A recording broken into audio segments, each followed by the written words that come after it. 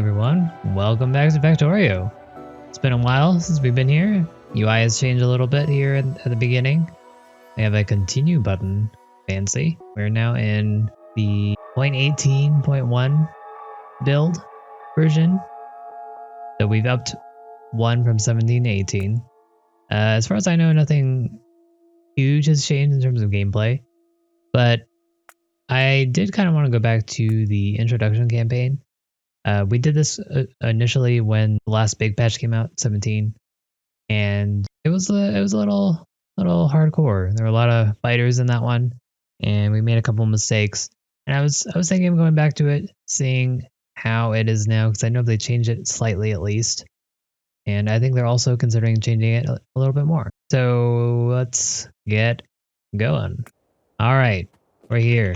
We're playing Factorio. It's been a while. I'm going to try to orient this towards beginners, since this is the introduction campaign anyways, and we do have all these things to do. So, first things first, apparently we need to search the crash site, and we need to take the items from both chest capsules and get all the resources from scrap metal. So it's telling us to head over here, left click to open. It's false. Okay, so we're getting this one here, telling us what to do. A lot of cool things you can. Okay, sure. There's a lot of things going on that's telling me, but I will repeat it all the same. So when you're opening up the chest, you can transfer between them by holding left control and clicking on an open square. And that'll do that. Or you can do a single stack by clicking on the stack that has something in it. And other things that you might want to know is you can right click to transfer half, or you can do the same thing for a single stack. And if you just simply right click, you'll pick up half of it, but if you control right click, it'll transfer over. So there we go.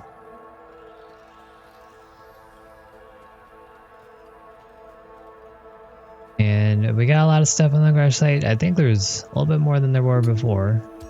Looks like they want us to mine the scrap metal. We're gonna be doing that with right click. Transfer that over. We got our objectives complete. So now it wants us to build a stone furnace. So you press E to bring up the crafting menu. Stone furnace is right here. We don't have enough, so we're gonna need to get some stone for this. So we're gonna follow this right here. Let's go find where the stone is at. There's some stone right here. And we're just gonna hold right click, wait for it to mine the stone. We'll get 10, because that's how we do.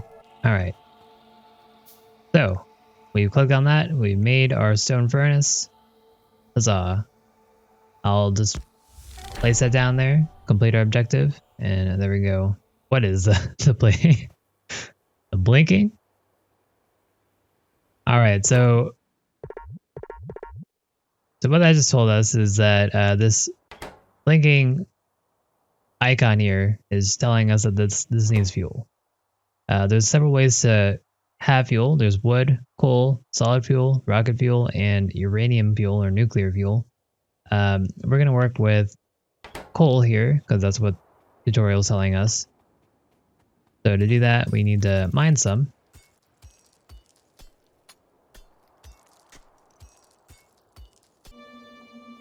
Alright, so we got our coal. We're going to plop it in here. So one thing, I could just click this, put it here, or I can left click or left control and then click on a box and I'll put everything that I want in there. It did add the stone in there, which I guess I didn't really want. We actually wanted iron. However, that's fine. That's fine. So So let's get some iron in here.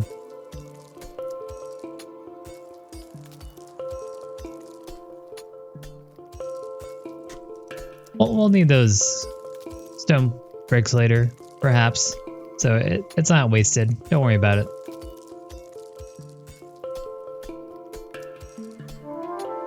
Alright, we got 10 iron. Don't want to put the stone in there.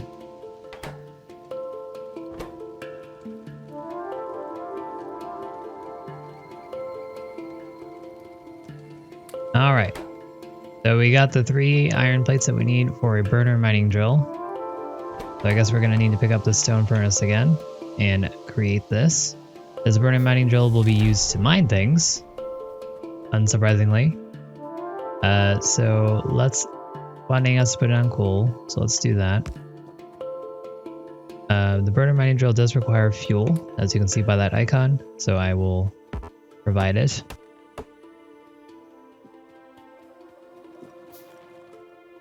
And I made a chest. You can press the left Alt key to toggle the viewpoint here. It's also in the options if you want to see what that's about.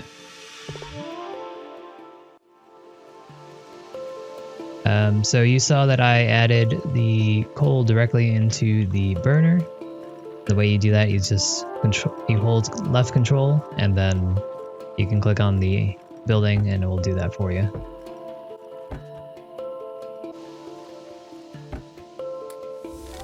Hello, Compilertron. So it wants me to craft more burner mining drills. So for that, we're going to need some more stone because we want more furnaces.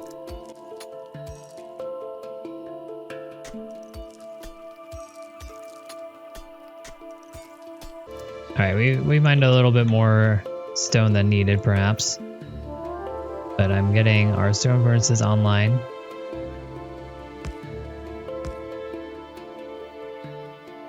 And I will control right click to add half of my coal stack that I had into each of these.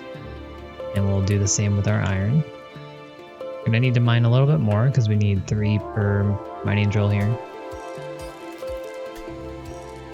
We need, it says we need 2. I'm gonna make a 3rd one. Why not?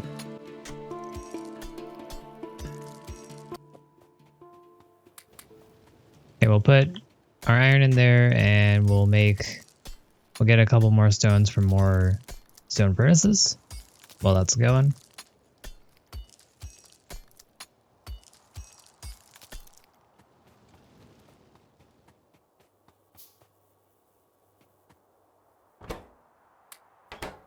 So there's 2 ways you can get items from your furnace. Number 1, you can click on it, click on this, and there you go. Or you can control and then click on the building and it'll pick it up. So for example, maybe I want this coal. I'll hold down left control, I'll left click, and I picked up all the coal that I wanted.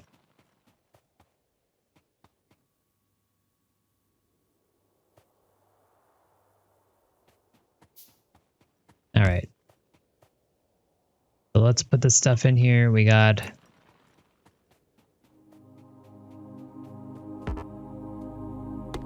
burner mine drill on iron. Getting some more wood so I can make a couple more chests. So I can store this. I guess I might as well put one here. I guess there's copper. We can get that going as well.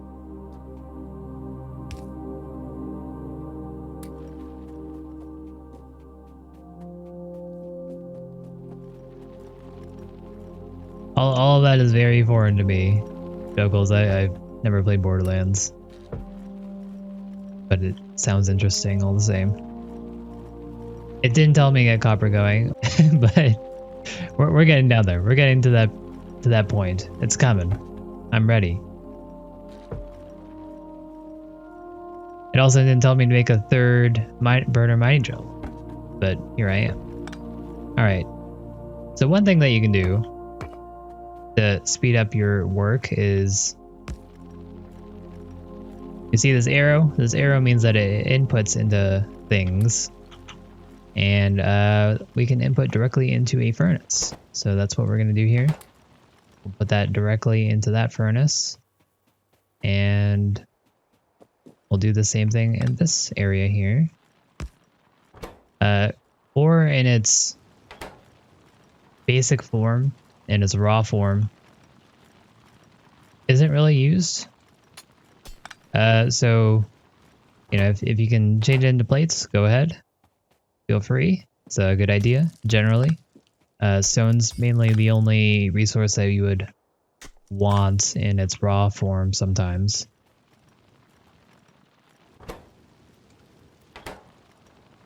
You're right, you're right. Alright. So we need to make 2 transport belts. There we go.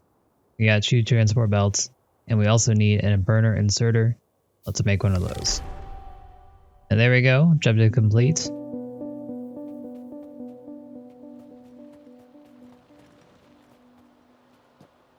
So Compilatron here wants me to have another burner inserter.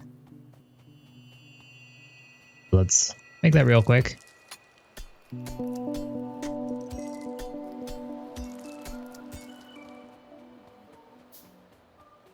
Or burner mining drill, I meant to say. We got it. Friend, you just destroyed all of my hard work. How dare you?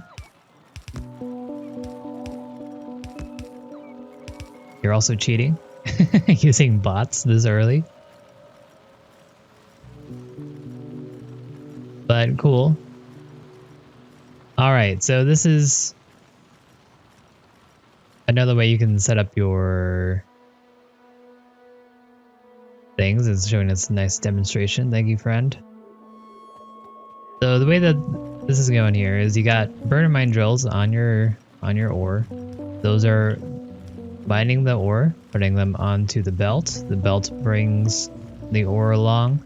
You have inserters which take from the lined area to the arrowed area, and that's where we're at so far. This guy didn't even put in enough coal in all this. So this isn't a better way if you have a lot of miners. The way that I was doing it directly into a furnace is good, but later on that's not as efficient as doing something like this when you're gonna have a lot more furnaces, a lot more much larger operation. So cool. So we want to use an inserter to put iron plates into the Compilatron chest. So there's a Compilatron chest right here. So I think what they're asking us to do is, number 1, make another inserter. Just kidding. Don't do that. That's silly. Why would you do that? Number 1, make the transport belts to go from here to right here.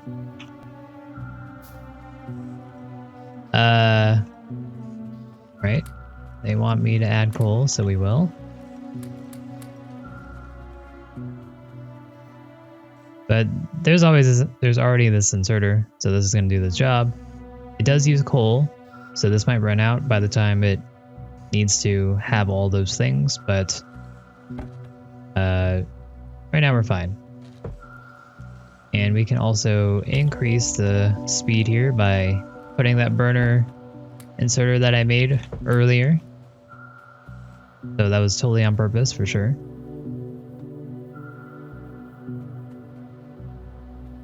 Well, that goes. Let's check on copper again.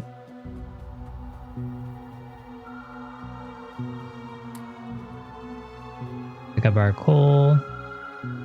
Now it's backed up. Let's pick this up. I think this is going to be more than enough that we need. It does say use the inserter, so I don't think I can directly put the iron into the chest there. So we'll just wait this out. But while we're doing that, I can show some belt foo going on. So when you place down belts, you can press the R key or rotate key to move your belts around, so you can curve them one way or the other. You can reverse them if you want to, and you can have belts go on to a specific area onto your belt. Inserters always put a certain way onto belts. They'll insert onto the opposite side of a belt if they're on one side, and if they're like this, they'll insert it on the right side here. So that does matter because later on you're gonna have to figure out where you want to put them if you want a clean belt. Because if you have more than one resource that you want to put onto a belt, and it matters what side they're going on, then you might have some issues if you don't pay attention to that.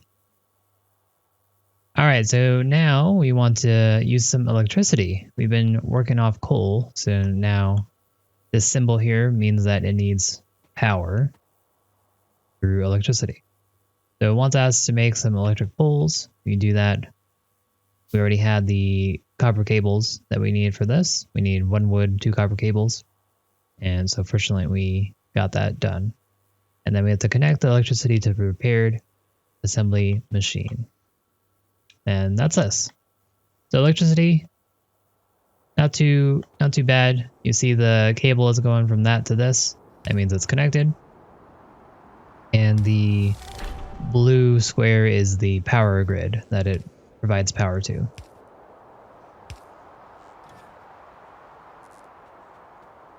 So now we're looking to repair the lab and assembly machine. Like that's these two things here. So basically to do that, we just need to have copper plates and iron gear wheels into this chest here. It doesn't say that we have to put it through the inserter, so we can perhaps bypass that if we want to be super efficient here. Oh, we already have the gear. Okay, sure. Alright, game. Can't even... Alright, fine. I guess we are going to have to use the belt here, unfortunately.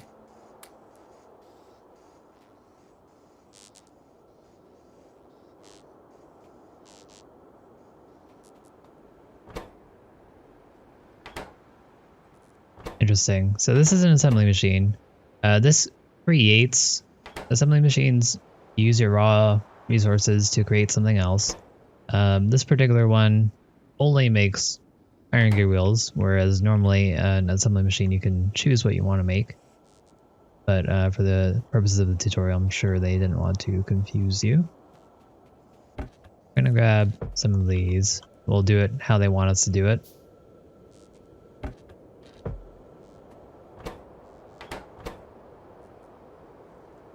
Although I'm not... So I believe they want us to insert the iron plates into here.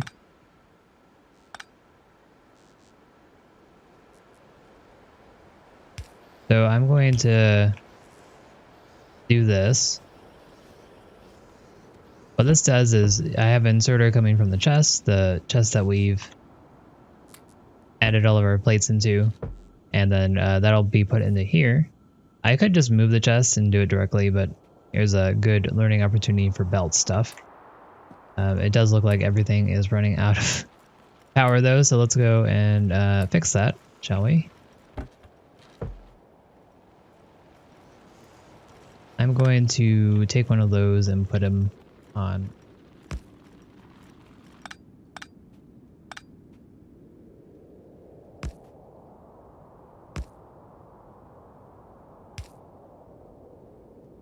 Trying to be economical with our space here. Instead of having to use 2 chests and all that, we can just do that since it's already set up that way. I'll take this. Put that there. So back to this. We wanted to show how assembly machines work. So basically, again, we're making these iron gear wheels. They require 2 iron plates to make, and they output two stacks is the maximum that you can have. It looks like, and then you have to output it. So we could just stand here all day, grab this, and just wait for it to make all the things that we need. Or we can automate it. Automating things is very very useful. Get more coal.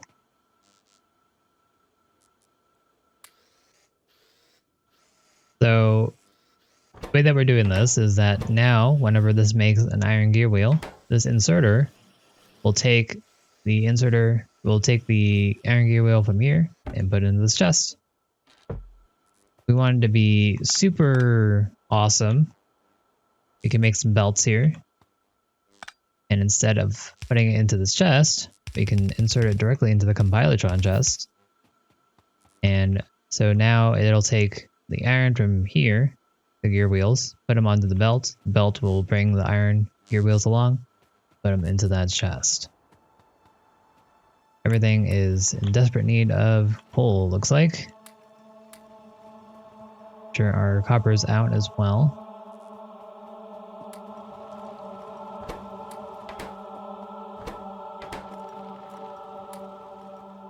Making sure everything has coal. So we're working on our iron gear wheels. That's taken care of. But now we need to get our copper plates.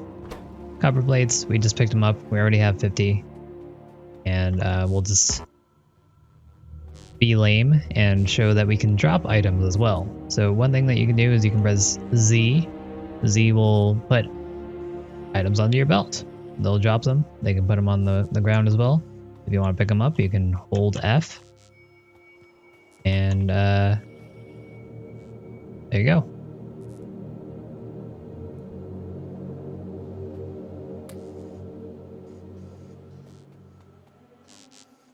Now we're getting everything that we want into here.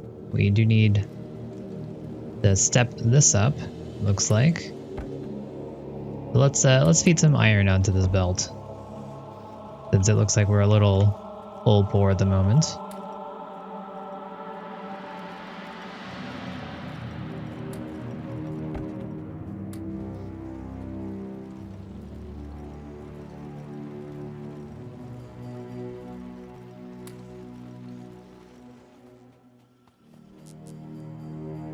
So you can see we're almost at 50, almost at 50.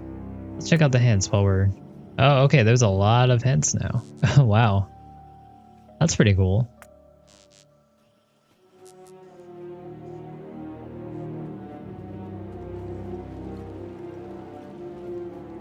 So we're just gonna chill out here, waiting for all this to get going. I'm given the hints. I have all the hints already. I guess we can look through them, see if there's anything I haven't mentioned.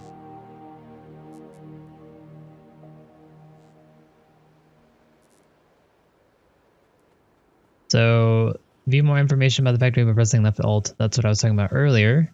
So normally you can toggle this off. This toggles the icons here on the screen. They can show you the directions of the inserters. They can show you what the assembly machines are slated to make. I tend to have these on 24/7. I don't see a reason to turn them off generally. I think it's very good information to have. I just always have that on. Okay, told you about F. We can rotate using the R key. So you can do that while they're on the ground or before you put them down. So you can see I'm moving this belt around.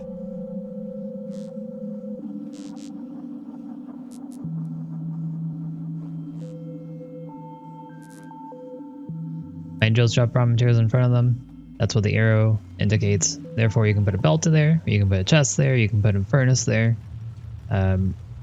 If something can use an inserter, then you can put something here to take from this, as long as they use that particular thing.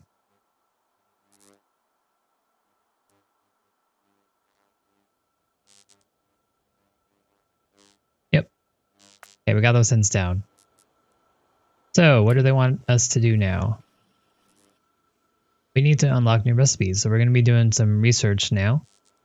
And we need to do that by getting some science. Science is created like anything else. You have your resources, you turn them in from raw materials into your products. And in this case, we're making automation science packs. Generally, people will refer to science by their color. So this is red science. And you can use red science to research your tech tree. So I press T. You can see this up here. T brings up the tech tree for all of your science. And up here you can see what you're able to make. The rest is a little outside of our availability right now. And then here you can see how much it costs. This costs 10 science packs. And then this will show you how long it will take for one. So overall, this will take about a minute. And it does vary based on what you're mining. So be aware. I played a long time. I still don't really pay attention to this, but it is a thing. So be aware. We also now have this tool belt. I don't know when they added that into the tutorial, but I like to use this for the hotkeys. So I'm just gonna put down some stuff here. I don't use it very often, but I do use it for things I use a lot. For example, pulls and belts. So you saw that these two buildings had the icon, here, no power. So just drop power pole there and they now have power. So once again, we have a assembly machine here. You can see the icon shows a red science. So coincidentally, somehow, for some reason, we have the materials that we need for this in this chest. So one thing we can do. Where did all of our materials go? Compilotron, you're stealing from me. I think lore-wise we use them to repair these buildings, but at the same time. So we're using this inserter to take them from the chest and put them in here. And then this is a lab. The lab processes the science that you're making to do the research that you're looking at. So they want us to research basic electronics technology. And that's what this is. So we're going to start research.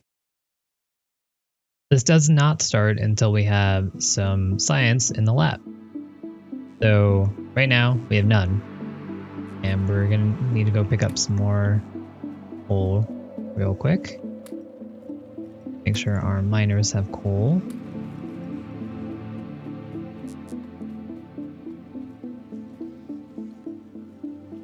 Start doing this.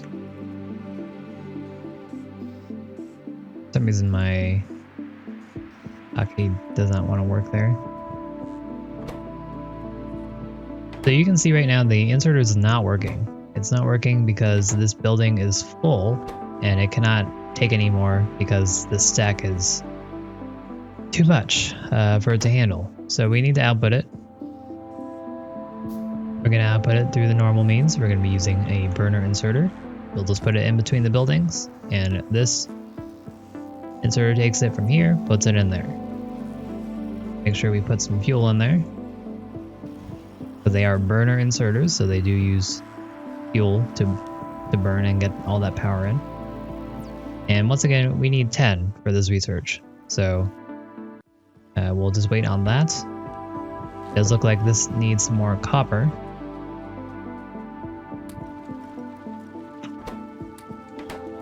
So let's get this automated since we have time now. And we'll just put an inserter down. The inserter will put it onto the belt here, and then we can bring this over here and put it into this chest.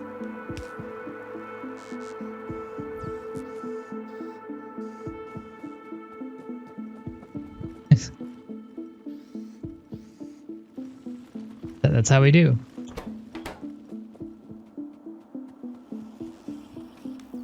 We're true engineers here. All right, so this is about to be finished. And now they want us to make advanced components automatically. So they're asking us to automate things, aka automate is where basically you can just step away from your computer and the factory will do everything for you. You don't want...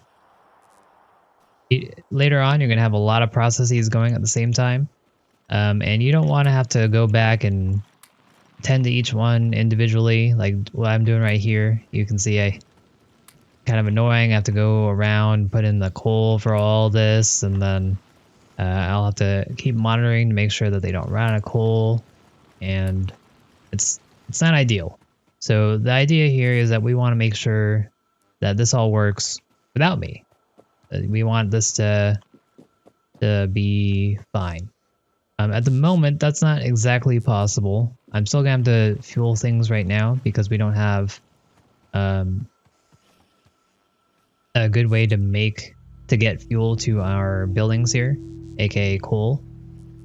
We can, of course, get some burner inserters, output it onto a belt, and then bring it to each of these using inserters and belts as well. However, at this point, that's probably not worth it. So while our base is still small, we'll do this. We're gonna automate it in most of the sense, but not all of the sense. We're just gonna automate everything other than fuel. They want us to build an assembly machine. The machine requires 9 iron plates, 5 iron gear wheels, and 3 circuits. So that means that we need to make some circuits. So circuits require iron plates and copper cables. We have copper cables, and we have some iron plates. I'm going to pick some up from this here, and then looks like we need our assembly machine, and they gave us circuits to begin with. So we'll just pick up some of these, make this, and then let's see, we can make this a little bit better, but I'm just gonna plop this down right here for now, and we'll give it power because it was not within the power range. And assembly machines require a recipe. So as stated before, these assembly machines, for the purposes of the tutorial, they were already chosen to have a particular thing made. But in general, when you're playing freestyle, you can choose what you wanted to make. So in our case, we wanted to make circuits, and we're gonna want iron plates and copper cables. Copper cables need to be made from copper plates. So unfortunately, we can't exactly automate this at the current time. So we're gonna just do our best. And we're gonna make copper cables right now because we need them for our circuits. Let's also start on our next research. Just kidding. Game doesn't want us to, so I guess we won't. Alright, so that's enough. Let's pick that up and plop that in there.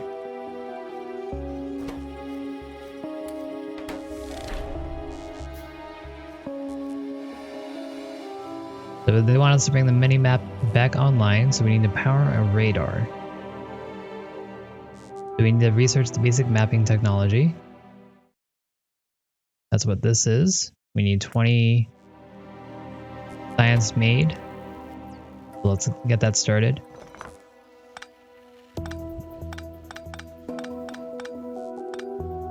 In the meantime, okay, let me let this go for a little bit longer while we talk about what else we need to do. So radars. Radars, you can see here what we're going to need. We're going to need iron plates, we're going to need iron gear wheels, and we're going to need electronic circuits. We have enough circuits for a radar. We have plenty of iron plates, and we have enough gear wheels as well. So basically we just need the research here, and then we'll be good to go.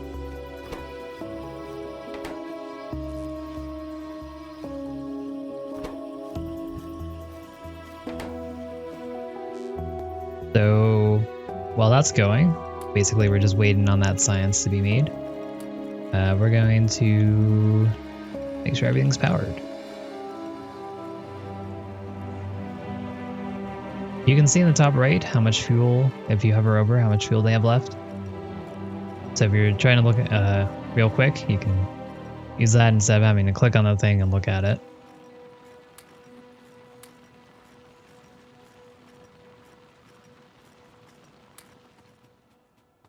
Yeah, we're just trying to keep everything going.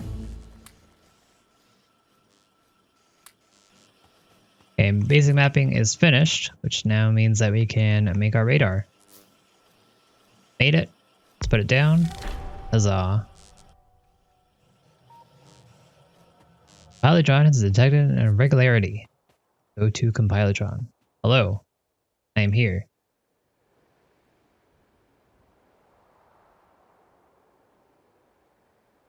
So, that's not particularly good. The red that you saw on the map are natives. They're alien. They're the natives to this planet that we've crashed on. And as you can see here, they're a little dangerous. They like killing things. And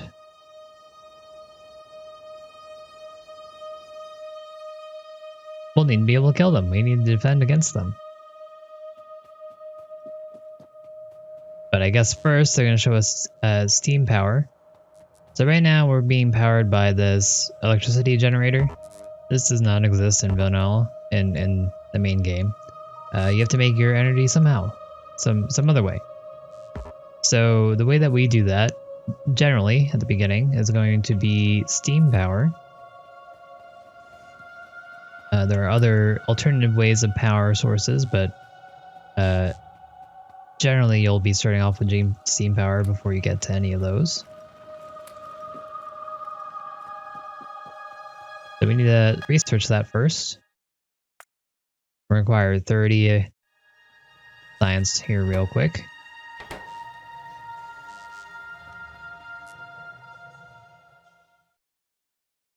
Ooh, kind of want to get electric inserters also online. That'd be pretty nice. But we'll go with the tutorial here.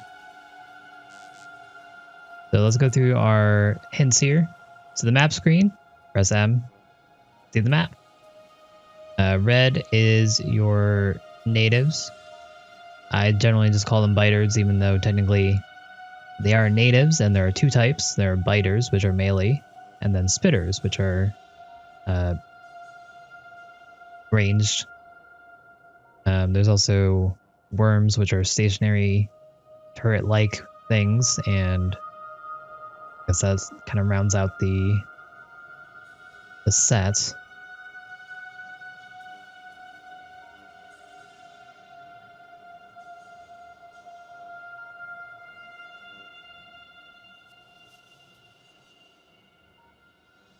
Alright, seems like we've gotten all the hints here.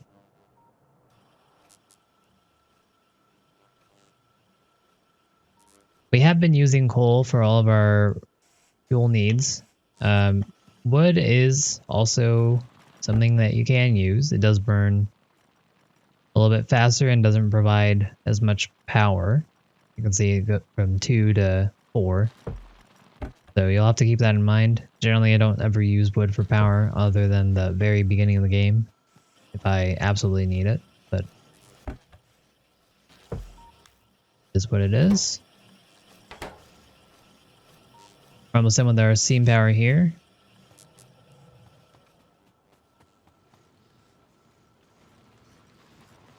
So while we're waiting, what we should have been doing is probably have been increasing our production. Our production, not terrible, but it could be better. So a couple ways to do that. Number one, get more miners out. Number two, get more smelters out. Miners are the big thing here because they can help us get more coal. More coal means easier power, all that stuff.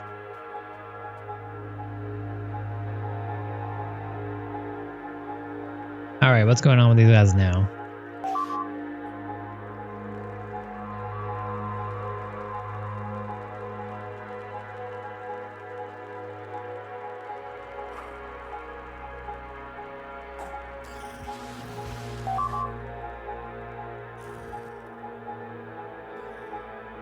Alrighty, they're getting closer.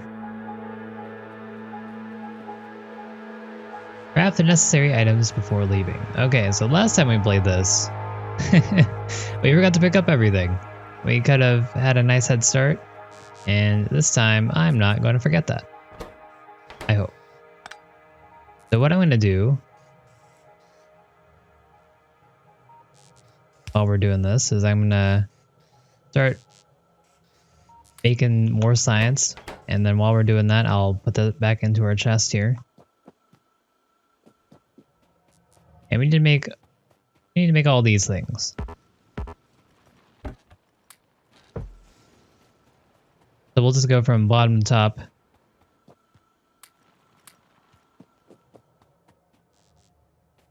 So number one, we need small electric poles. We're out of copper cables, so we're going to need to make those. Put down an assembly machine here.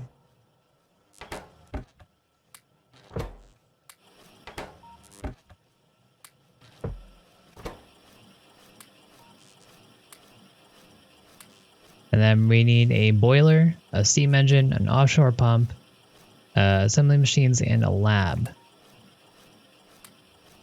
We're going to need a little bit of iron for this. We have a little bit of iron. So let's see how we do.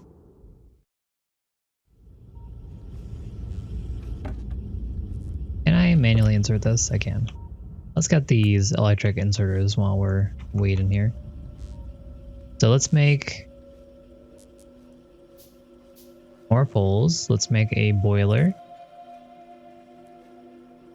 Let us make a steam engine. Let's make an offshore pump. Make another assembly machine, which means we need some more circuits.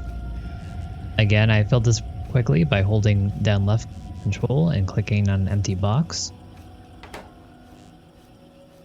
And then we need to make a lab. The lab requires more circuits and some belts, which we have.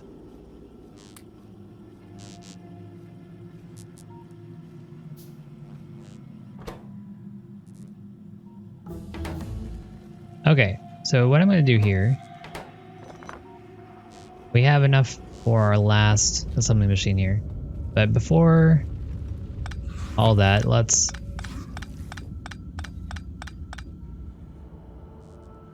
okay, that's mean. Let's pick up some stuff so we can bring it over with us. I'm not gonna get debated this time, I hope. I might be taking this out too early. Let's hope that's not the case.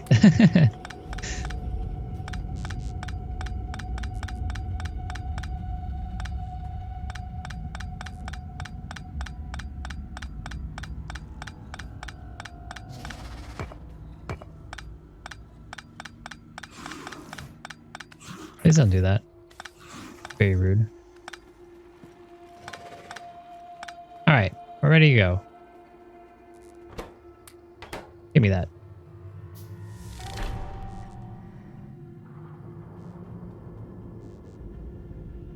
Oh, I already collected all that equipment? There we go. We're pros. Speed running. Follow Compilatron before all of our things get destroyed. Compilatron's having some trouble navigating, apparently. Hello? I'm here. A little weird.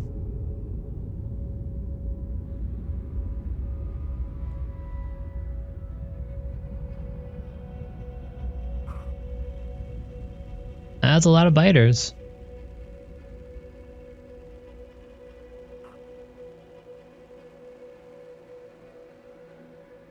I'm glad this time we picked up all of our items. Last time I completely ignored the tutorial saying to pick up some stuff, and we went on and didn't pick up anything, and we had to start from scratch over here, which is not terrible, but it wasn't fantastic. So they've taken over our previous base, and it looks like they're setting up shop. So that's great. That's great. Lovely.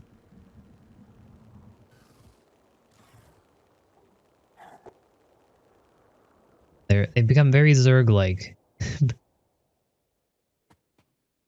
Alright, what are we doing now? Explore the eastern area for a safe place with water. Let's go to Compilatron.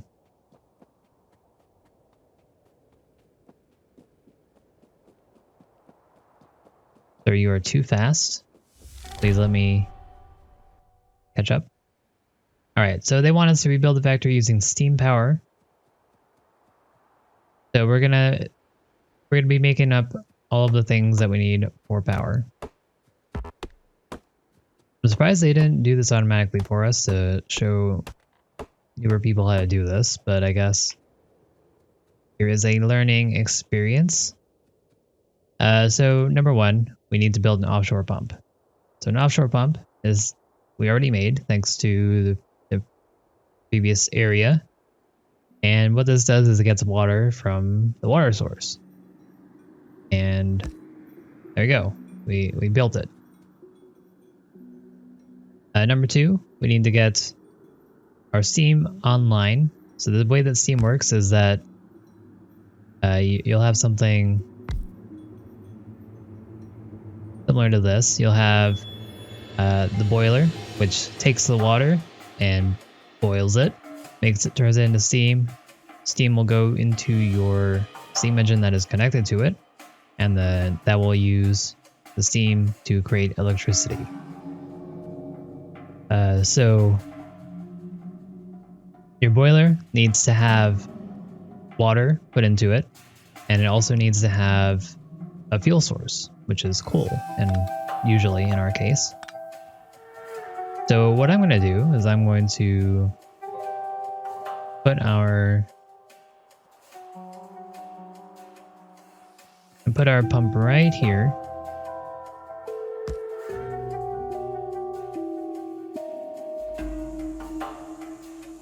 I'm going to put our boiler right here. Technically, this isn't the best place for it because, you know, high ground and fighters could come around and attack this, but I believe nothing bad will happen. So we got all this, but we need some way to connect the pump to the boiler, and we do that by making pipes. Pipes use iron plates, so let's just do that real quick. And you just do that, and now they're connected. So this is getting water, but again, it needs fuel. And a way that we can make this automated, or more automated, is we can set this up where we put coal onto this belt. The coal will go down here, and it will provide this with energy, and then this will provide us with electricity. And assuming we get electric miners, this thing will be self-sufficient. So let's get that set up. We want our miners, so let's put those down. Provide them with coal. We will provide this with coal. That's a setup. Let's get the burner inserter there done. And then you see this has an icon. This means that it's not giving its electricity to anything. So we need to make sure we have a power pole set in the direction. And we can bring this up and put this wherever we want. And the electricity is propagated through all of the power poles, and it doesn't degrade or anything, so feel free to bring this as far as you want. it wants us to add a lab. Let's do that. Oops. Add a lab. It's in the electric grid there.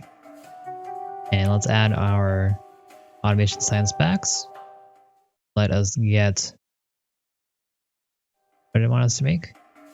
Improve personal equipment technology. Let's make that. Electric mining would be pretty handy as well, but we're going to do this one first since that's what the tutorial wants of us.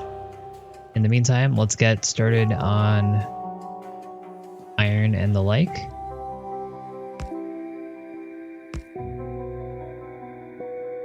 For now, we're just going to do a ghetto setup where we have them being input into this chest here.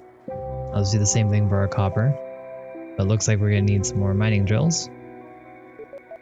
Those.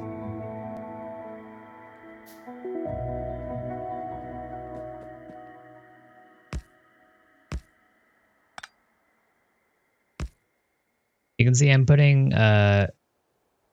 these arrows into the same spot so they both go into the chest. We'll add the hole to them so they power up. And there we go. Nifty thing that you can do with burner mining drills is feed them into each other. So if I put this mining drill here and I put a mining drill here, what happens is that they need coal to work, but they mine coal. So they're actually kind of smart where they can use the coal that they mine as fuel. Where in terms of if we put them like this, because what happens is I put one coal here, this will mine a coal, it'll put this coal into this guy, this will get this into its fuel, and this will be mining coal as well, and put that back in this guy, and then they'll just cycle through and give each other coal, and while they're mining coal. So this doesn't work forever.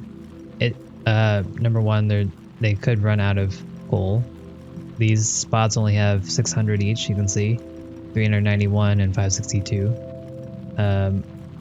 But there's also a stack size for the coal. So this only goes up to 50. So once they both get 50 coal in each of them, then they'll just stop working.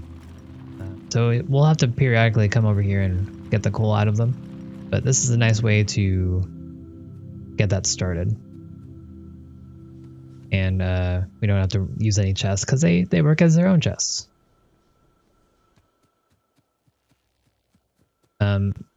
Likewise, you have your burner mining drills. These burner inserters, the burner inserters, when they pick up the coal, they can actually use that coal as fuel. So putting burner inserters at a steam boiler area is good because in the event that your electricity runs out, these guys can still keep going as long as there's coal. And then that coal will help you get more electricity. So it's not a bad idea to put them here, even later on when you have the upper level inserters and whatnot.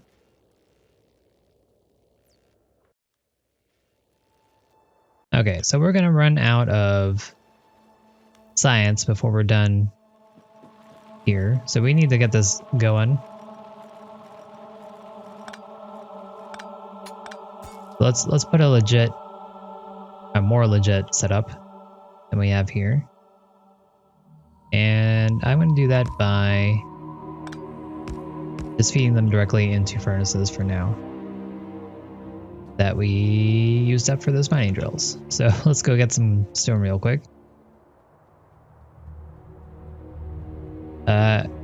Pro tip, at the beginning of the game you can get a good amount of stone out of these large stones that might be scattered around your map. And they also can come with coal. And it's just a quick way to get stone. And instead of having to sit here and mine it directly, 1 at a time, 2 2 at a time, you can get one of these guys, get 20. So it's an easy way to jumpstart your base.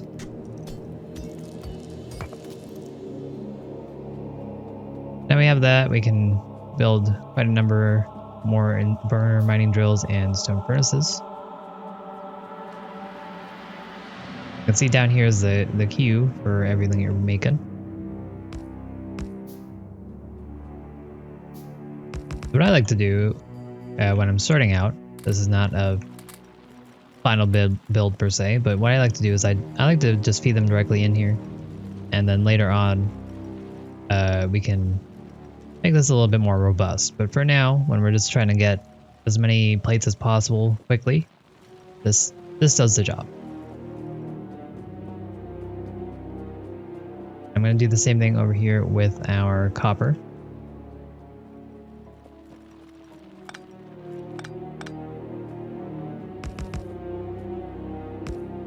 Copper isn't so necessary early game. It's necessary, of course, but it's not as needed as iron is, for example.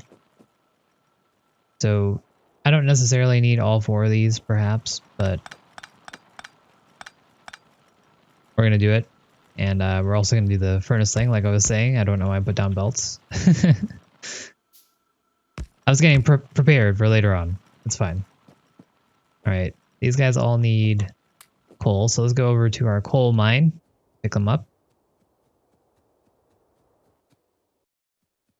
So you can see these guys were at 50 each.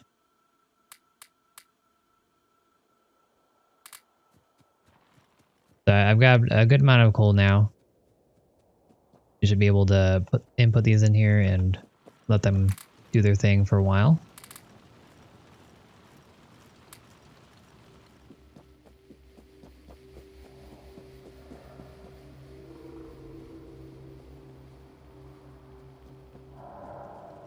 Okay, so meanwhile, let's get some infrastructure set up.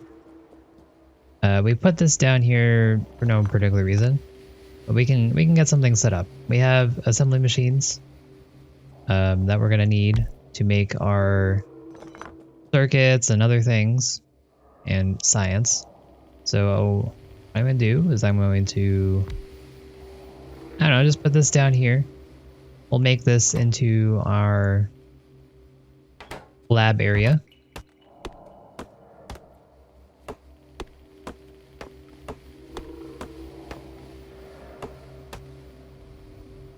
I did see with the latest patch, the trees and water do have some animation.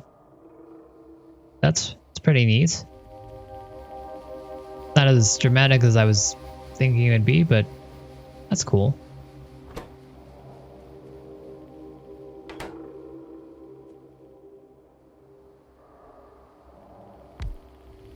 Okay, so these automation science packs, the red science, they need iron gear wheels and copper plates. Copper plates are going to be coming from over here, and iron gear wheels need to be made out of iron plates. So we're going to bring both the iron plates over here and the copper over here, and we can put those together. I'll demonstrate some belt boo.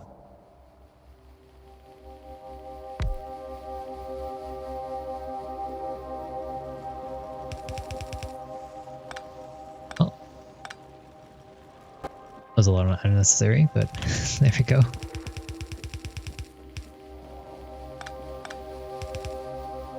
Alright, so I'm just going to do this right here.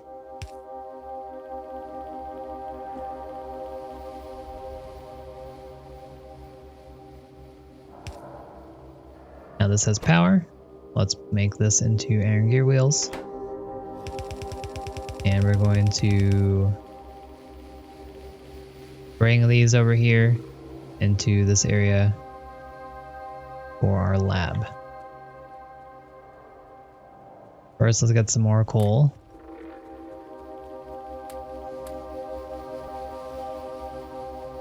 We need to make some more belts, so let's do that.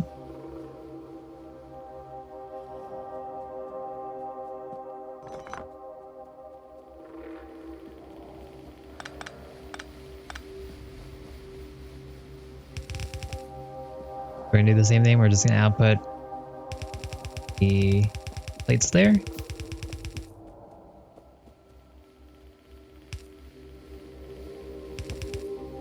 So this is unnecessary. I probably wouldn't do this normally, but you can put them on the same belt by converging them like this. You have the copper coming from above. It'll be coming down like this. And then you have the iron gear wheels coming from below, and they'll go onto the same belt like so. So this way you can transfer two different items on the same belt, and it's pretty handy.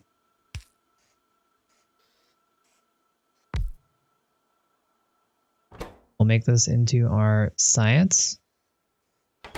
Put the science into a chest, and that chest will go into a lab. The reason that we're putting the chest down is because we want a buffer to catch any extra science coming up.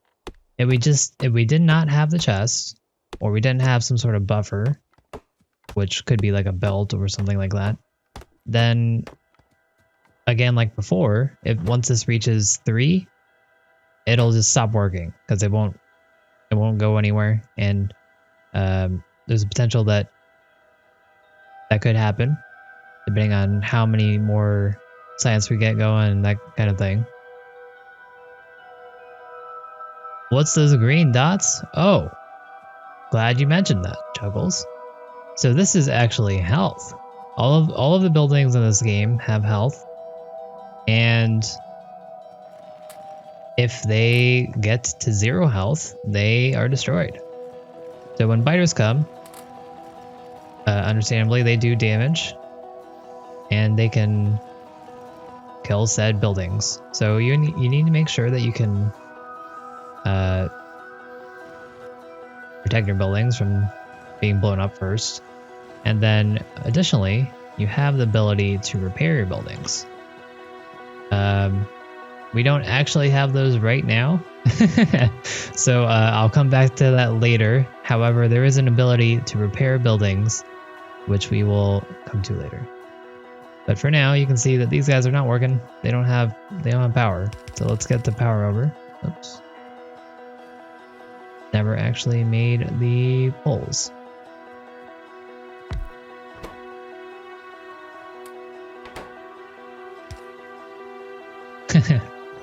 Okay, let's try that again. That wasn't working because it wasn't within the power grid. Additionally, one cool thing that you might not know is if you press Q, if you hover over something and press Q, you'll copy whatever you're doing. That way you don't have to go into your inventory, find whatever you're trying to click, and then click on it and then bring it out. You can just, hey, I need a pull, let's go. Or I need an assembly machine, let's go. That kind of thing can be pretty helpful. Additionally, you have your hotkeys down here if you want to work on that as well. Let's grab our coal.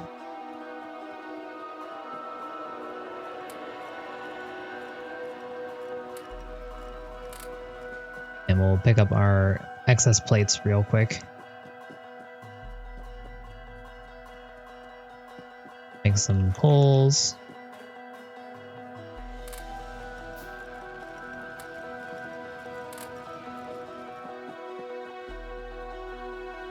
And one thing I like to live by is ABC, always be crafting. We haven't been doing that, but that is something that I'd like to instill to anyone watching. If you want to go for max efficiency, one thing you can do is always make sure that you're just crafting something in the bottom left. Doesn't cost you anything, doesn't make you run slower or anything. So it's always a good idea just to have something crafting, because otherwise you're wasting time. So what I'd like to craft here is Second. What I'd like to craft here is probably more belts, and then we could also get some inserters made once we have more electronics going and everything like that.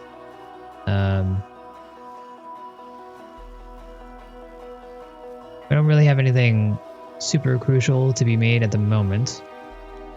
However, we'll keep on the lookout.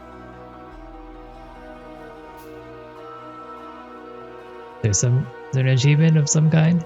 Yeah, there is. I would show it to you, but we don't have the menu for all the achievements. But if there's various achievements in this game, you can look at the achievement menu and see what all those are. Some of them are make sure that you don't craft more than X amount, 114 or so items in your inventory.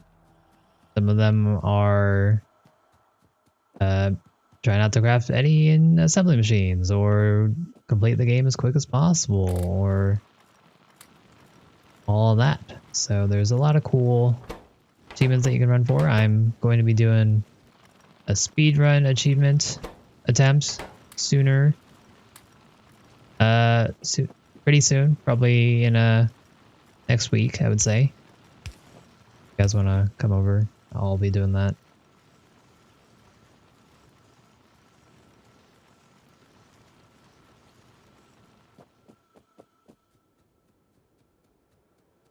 Down this radar just because.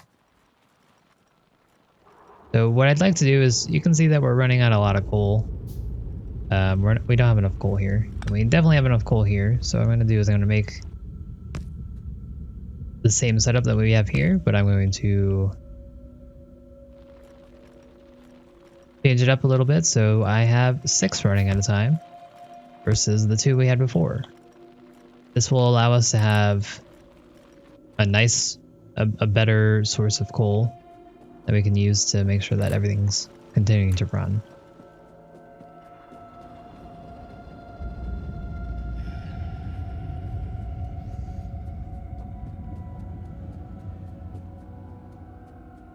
Because certainly we're definitely running out of coal pretty quick as we get more and more buildings.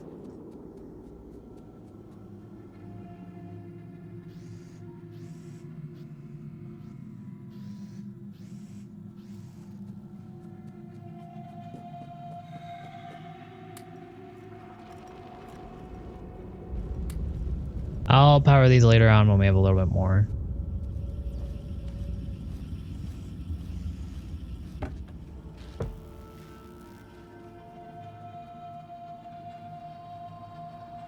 All right. We got that going. Let's get a burner mining drill on stone. So if we ever need some more of it, we have a nice supply.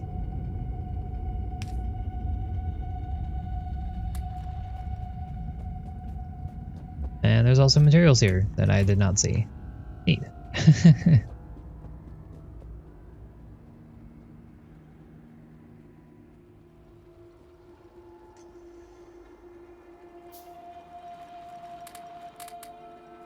So we made our electricity already, but one thing I didn't talk about is the actual electricity interface here, the UI.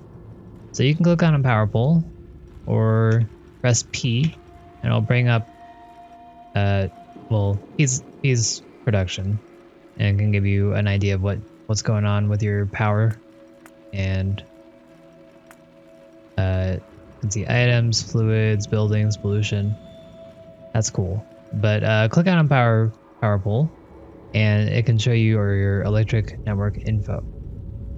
So number one, it'll show you what's using up power and how much it's using. And it'll also show you what's making power and how much it's making. You can see various time and you have a graph.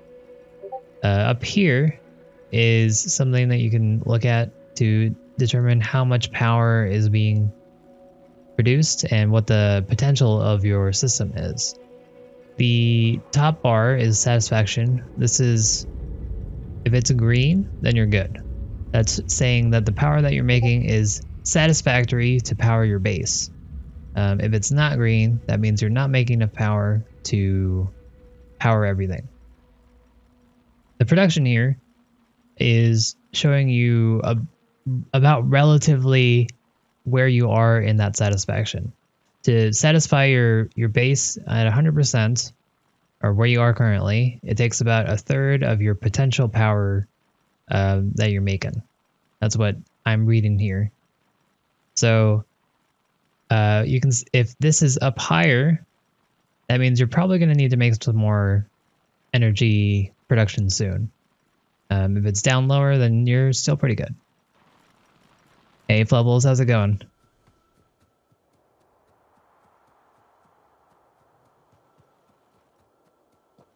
Okay, let's pick up some more coal.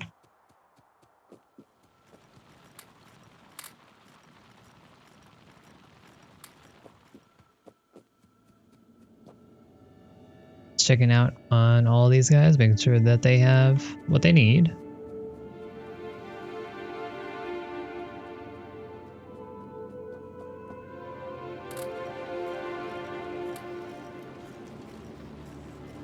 Yep, so... Oh, there we go. So, a cool thing that you can do in this game, basically, if you feel like there should be a quality of life upgrade in your future, for putting things in and that kind of thing, the game probably has it.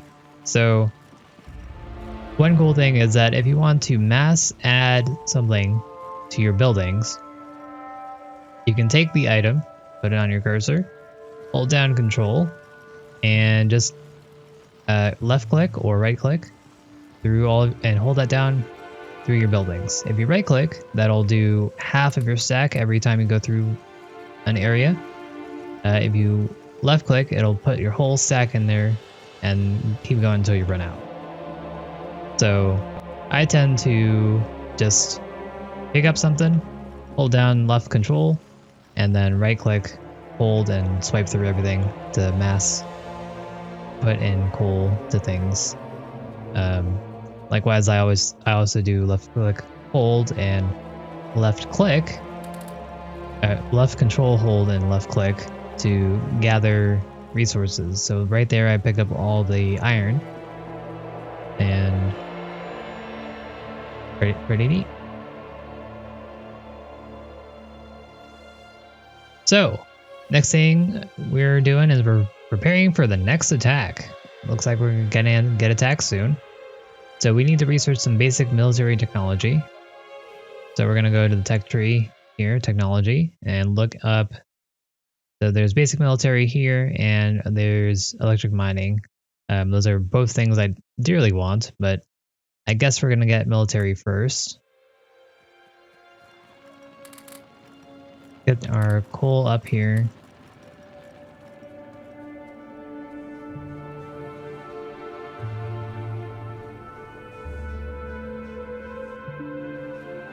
Power is still good. You can see that basically everything's kind of filling out here. So, Factorio, more is always better. That's a true tenet that you should always abide by. More is always better. So if we have all of this extra stuff on the belt, you see that this is accumulating in the furnaces. We're not using everything. That's weak. So one thing you can do, easy solution to that, is just put it into a chest. That's generally what I tend to do. Additionally, we also have our electric inserters now, so I can get rid of all of these burner inserters and make our base a little bit cleaner on the coal in the electricity department. So as always, with things that require electricity, you need to bring the grid over. And now I have these put into a chest where I can just come here and pick up whatever I need when I need it. And let's go ahead and make a lot of inserters. And we're gonna replace all of these burner inserters here. One thing I like to do And I would recommend is when you're putting down inserters, you can put them down on either side as long as they're connected to the furnace, but I like to bunch them up together. That way it's easier for the grid to cover all of your inserters. So for example, if I had this over here, this would not cover this guy. It would get these two, but not this guy. But if I have it right here, then I can get 3. Another cool thing that you can do when you're placing down poles, if you left click and then you hold left click and start moving, the game will automatically place poles at max distance. So normally if you're placing a pole and you want to do it manually, it'll be like, oh, okay, I need to put it right here. That'll be max distance because right here they don't connect. But if you click and then hold, oh well, bad example because it's already there.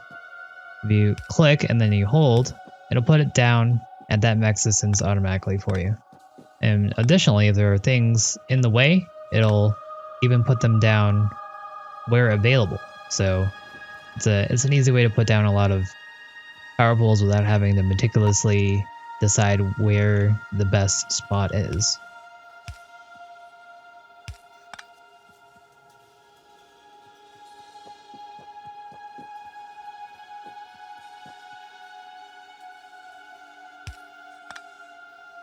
So there, we have all these guys powered now. All those guys are powered. Let's change up these guys as well. This up 1.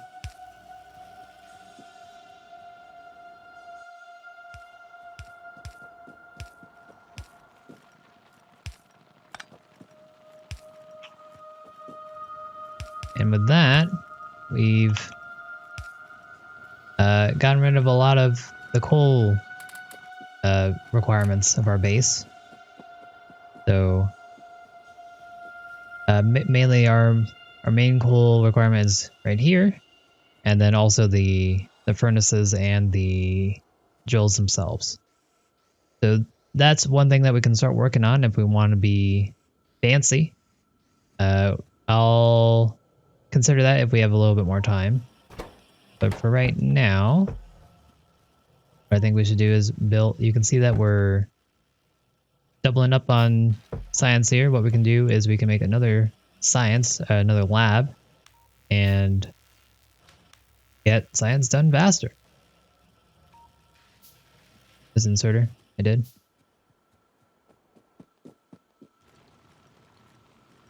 Sure did. Yeah.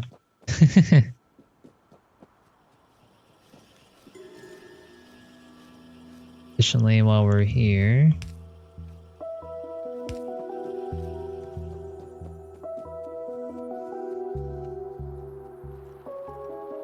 okay, so what we're trying to build here is we're trying to make military stuff, get magazines so we can fend off some natives. That's going to require, you can see on the tech tree here, 4 iron plates per magazine. So we can get that set up ahead of time, where we can get that started right now, and once we have our science done, it'll start automatically. So that's going to be the plan right now. And this is not going to be the most beautiful base out there, certainly, but you know, it'll serve for our purposes. So what I'm going to do is I'm going to have a follow through here, and this is going to bring the iron plates to this point. This will be where we put our magazines to be made, and then we'll output them onto a belt, and the belt will be putting things into a chest.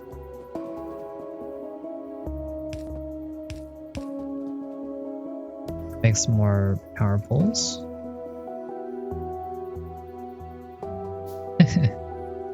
I use a toolbar for two things really. Honestly, I only use it for the electric poles, but I'm working on it. So this is all set up for magazines whenever we get that going, and then we can always improve this by adding more buildings down the line. But in the meantime, let's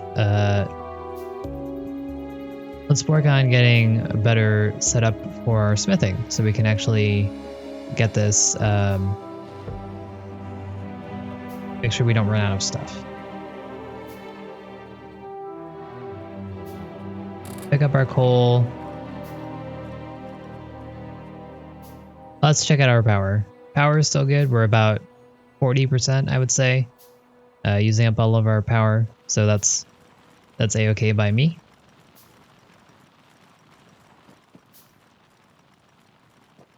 I don't really want to redo this until we get electric smelters or miners, so I'll wait on that for right now.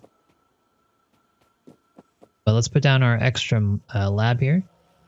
So a cool thing about labs is inserters are very smart. If it's like a pressure system, if you have a high concentration of things, it goes towards a lower concentration.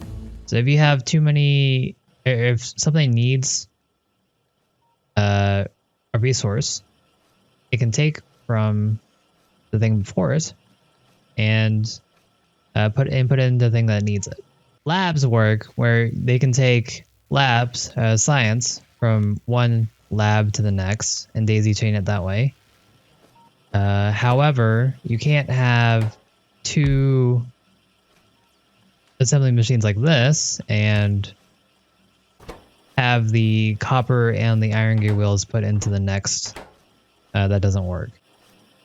But you can take the output, which is the science in this case, and put it into something else that might need it.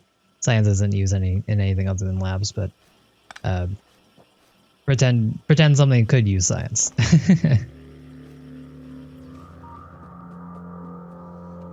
All right, so we can our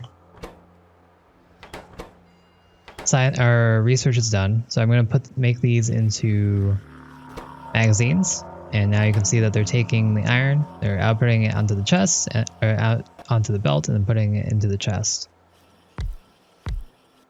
I'm going to go ahead and make some more, because I think we're going to need them. Looks like we need some more inserters, so I'm going to make some of those. I should be making something at all times, as stated previously. We'll make sure we're topping off our furnaces and whatnot with coal. I took the coal from them.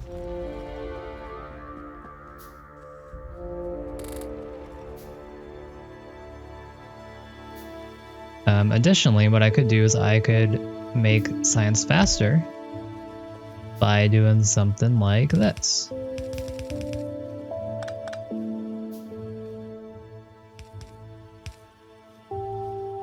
Another cool thing, another hotkey, you can shift, right click, and it'll take the properties of whatever you're clicking and put it into a clipboard. And then you can shift, left click, and paste that into another building of that type. So right here, I copied the red science recipe, put it into here, and now this is doing the same thing that this is doing. And that way I didn't have to go in, click onto this thing, and then there we go, and then it's done. I could do this very quickly if I had multiple buildings. Just do that, and then huzzah. Cool beans.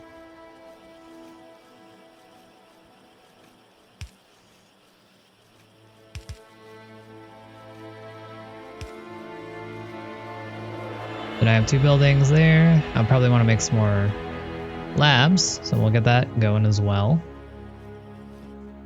I'm gonna...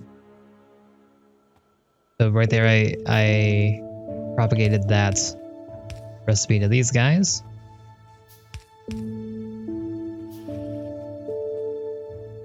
And we have electric mining now. So I'm going to want to make some of those as well. Let's go on to the next. Oh, we didn't make a pistol. Let's make a pistol.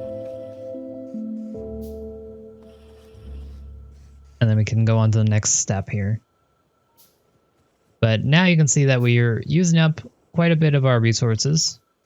Our belt is no longer saturated. It's no longer backed up because we're using all of it right here. So that's good and bad. That's good because we're using everything that we're making. It's bad because if we added more, which more is always better, we'd run out. So a couple things we could do. We could remove some of these buildings. Who does that? Or we can add more buildings. So that's going to be the plan after we figure out what we need to do next. Gotta play both sides to be the same volume. That's weird. Why is that even a setting? Where? Oh, that's not a setting. That's just how it's being. I see. That is wonky. You should get that fixed.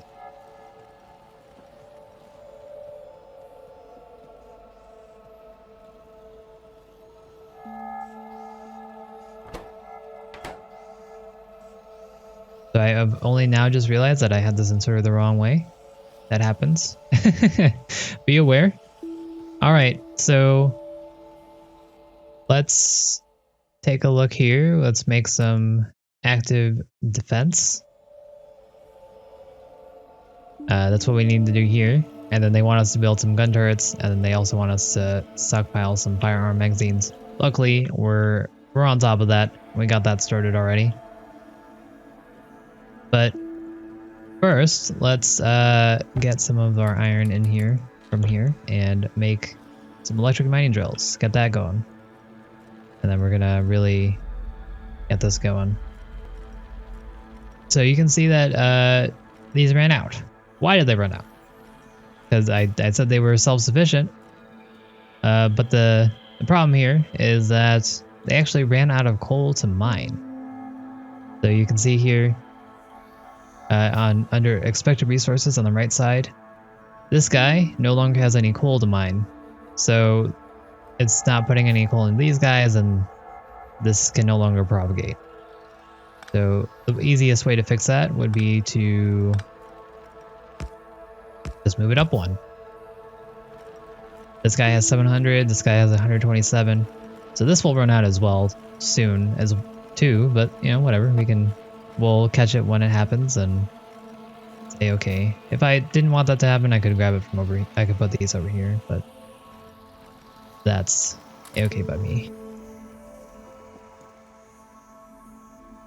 So we're getting our electric miners in very shortly.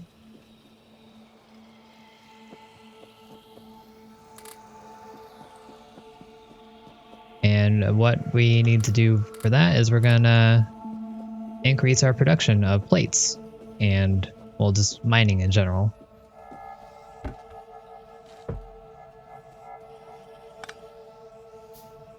Also gonna start stockpiling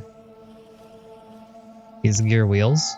Right now this is putting out as often as I'm putting in, but once we have more iron on the belt, that will no longer be the case.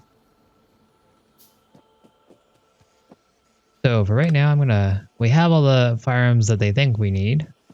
I'm going to stop this here so these can back up a little bit. And let's get a proper mining setup going.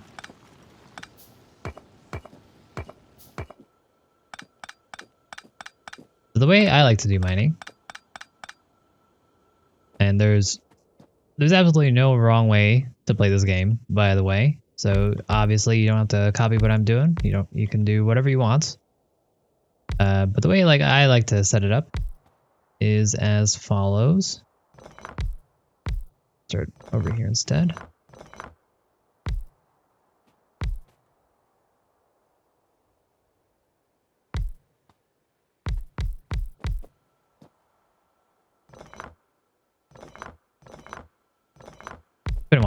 Okay, there we go. So, I like to set it up like this, where we have. I added this third row just to provide an example, but I really only needed 2 lines right now. I like to set it up like this because this way, this is spaced in such a way where I can put small poles and give power. Oh, hi. That's not good. Give power to the surrounding miners. So you can see here this power square is providing power for these 4 right here. And it will continue that way as long as they follow the same format. You put 2 miners down and power pole, 2 miners down, power pole. And then when you put them back to back, you can have the other side just be straight miners, like this. And then these will all be powered. So I like doing it like that. You can do it some other way. Some people like using underground, some people like spacing them out. Cool thing to note about miners is that their mining distance is actually bigger than their asset.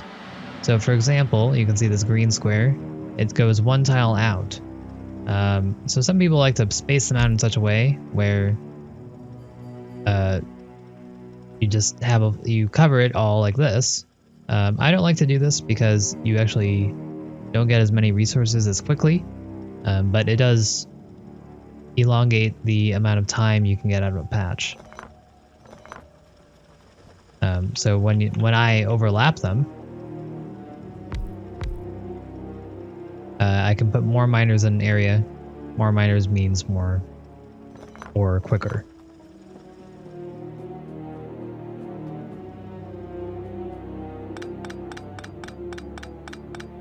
So we're gonna change this up a little bit actually, and put a proper smelting setup. Proper being questionable. And oh, our friends are coming to visit. Make sure that we're keeping power to everyone.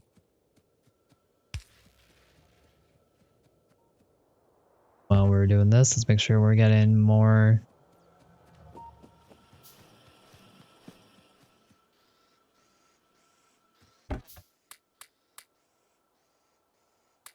Sorry, yeah, those beeps are indicators that show you're being attacked. There's going to be an indicator down here, and it's going to be red. It's going to be in your face, and means that you got to watch out. You can check on the map, and the map can give you a general idea where it's going. Also check up here, or you can click on the icon, and it'll bring you an idea of where it's going to be. All right, so we're going to do an elementary setup here for our iron. The way I like to do this is we don't have splitters, do we? Do we have logistics? But you didn't. Okay, sure. So never mind. We're not going to do a proper setup because we don't have all the tools that we need for it. So I am going to revise my statement, and we're going to do a okay setup that does something. We'll just do more belt foo about.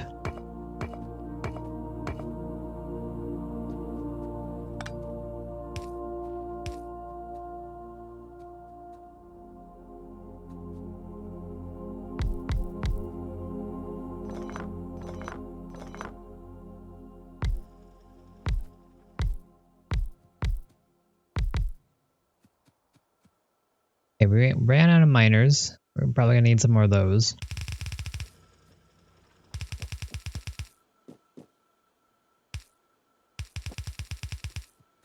So this is not how I normally do things, but circumstances have dictated us to do this. Do it this way.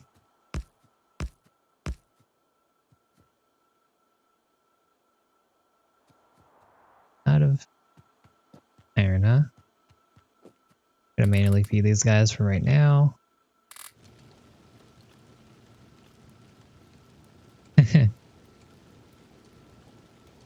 Hey, what does that mean? Everyone gets attacked, Bubbles.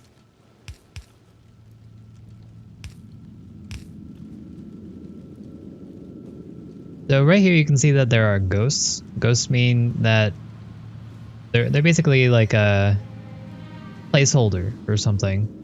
I don't have any belts on me right now, but hey, I don't have any belts on me right now, but I can place some down. They don't work. You can see that this is not going this way, but you know it's good for planning. So you can do that by pressing Q on something. You can use a hotkey. So it's something to keep in mind when you're making stuff. You can definitely use that if you feel the need.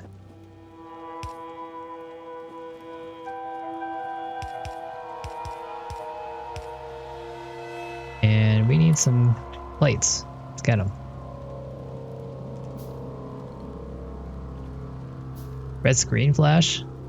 What is that? I never see that. Because my screen's always red.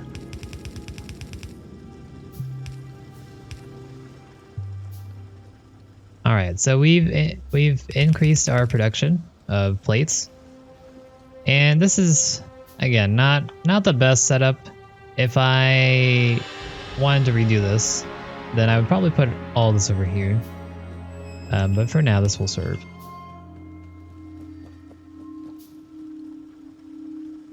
I'm just a little saddened because we don't have splitters.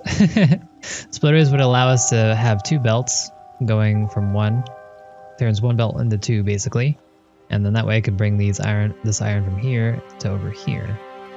However, since that's not the case, I'm just going to bring these over here for now, because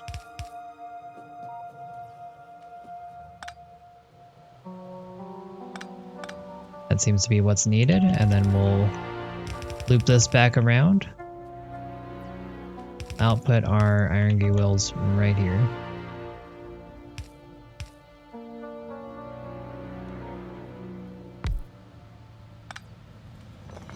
I do think we need more iron gate wheels, so I'm going to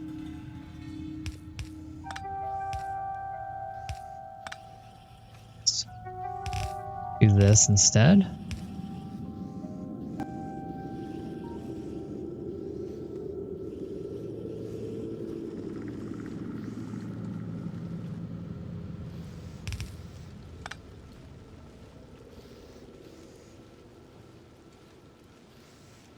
Oh, okay. So as Fubbles stated there, you do have to turn on the ghosts if you don't have everything, or if you don't have it set up. It's in the settings. Alright, so let's pick up some more iron. Far bottom left of the interface settings. Right there.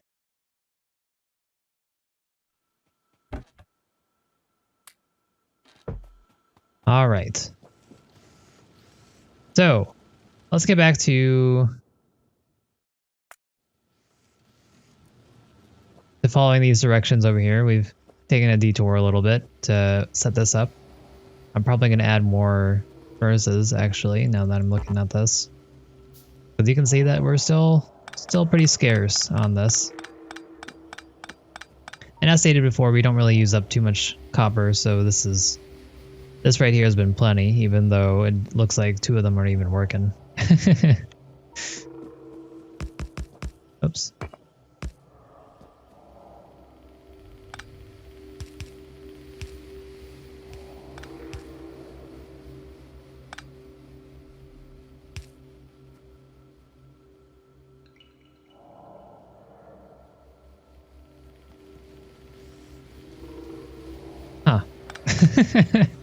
Huh.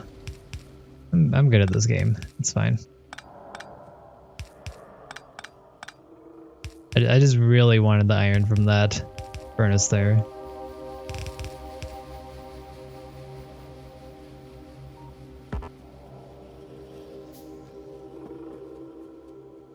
All right. Let's get this all set up.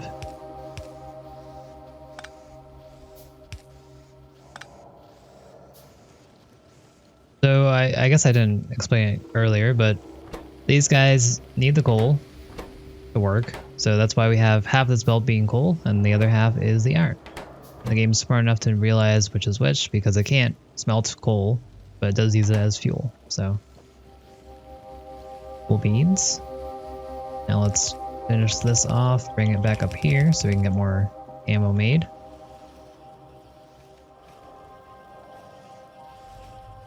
And then I am going to these labs down because apparently we made them. I don't remember when, but we made them.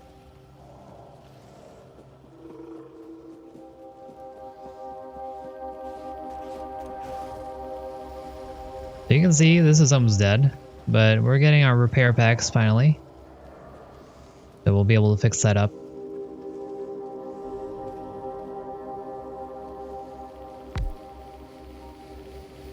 Alright, so next thing that we need to do is we need to make some turrets. Turrets need iron plates, copper plates, and iron gear wheels.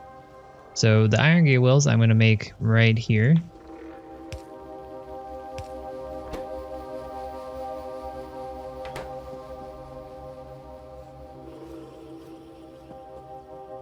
And the copper plates I'm going to bring from over here. This is what they call in the business spaghetti. Spaghetti is just belts everywhere going every which way, and no one cares at all. But just embrace it. It's fine. This is what everyone lives for.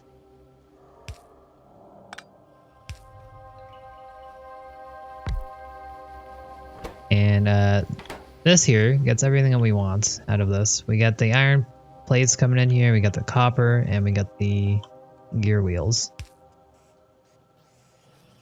No, I don't go to Compilotron. I also need to make the turrets. Can't do that yet.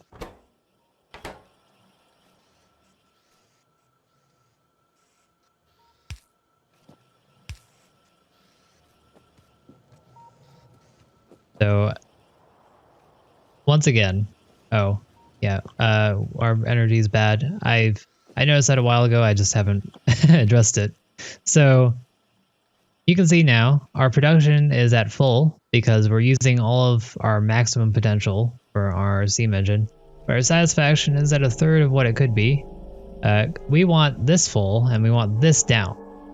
This means that we are not providing enough power for our base. This is a third of what we actually need. And because of that, our base is working at a lower speed than normal. If you take a look at our miners here, they're not going at normal speed. They're going quite slow, actually. So the way to fix that is make more steam engines. But for that, we need some more iron. So let's go grab that from our belt. And we're gonna make. I like to make steam engines in sets of 2. We only put 1 down earlier, so I'm gonna actually make 3 right now. And we're gonna need another boiler. So let's go get some. Yeah, let's go get some stone.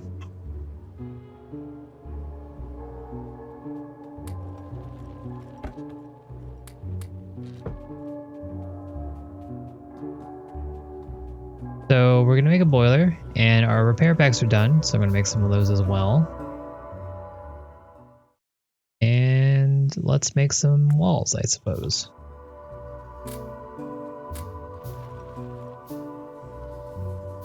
So, we're here. we got our steam engines. So number one thing, just add Compilatron. Compilatron, please move. All right, well, he's being very unkind. So we're gonna actually put another set right here. You can put boiler to boiler. This is very possible and doable. And I'll just put our next set of steam engines right here. Except, okay, that works. But, all right. So the way that I like to set up my boilers is I like to do sets of 2.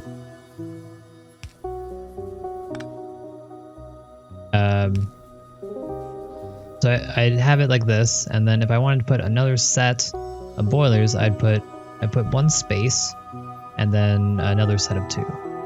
That way, you can put this power pole here that you'll need to propagate the energy that these guys are making, and bring them out. Oh, they killed the miner. Fine, wasn't using it anyways. So you can see that because our power is bad, our miners are not saturating this belt, even though before it was quite fast.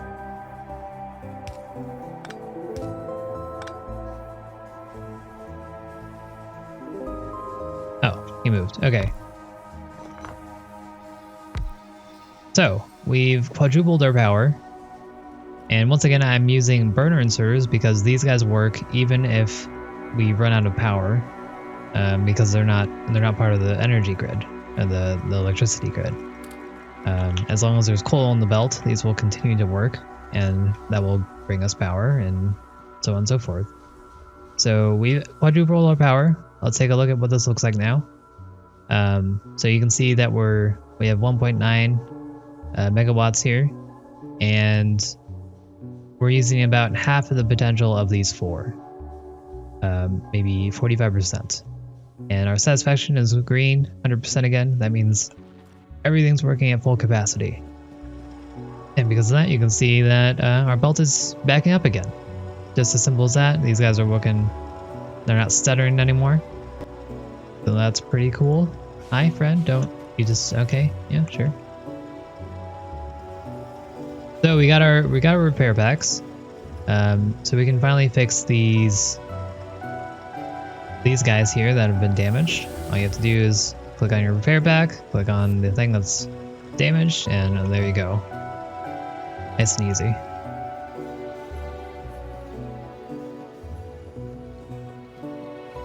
Alright, so we got our turrets made. We have science being made. And let's get some copper done real quick. We're gonna just completely ignore the tutorial for a little bit. We also have way too much science. We could probably stop that. Let's make some more miners. I might just grab these. I don't think we need all this coal, to be honest. There we go.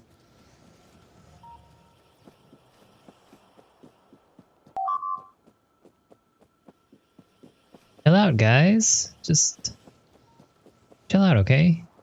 Okay, fine. All right, I'll show you how these darn turrets work.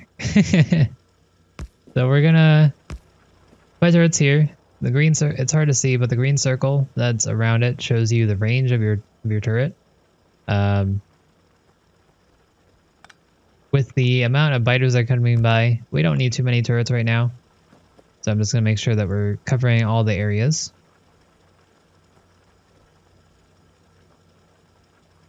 Can't repair things while your inventory is open. You know, I've never tried that. Guess not. Yeah, I've always considered the inventory just like a pause screen or a separate screen. Then I always thought I had to close it first. So I've always gotten in the habit of doing that.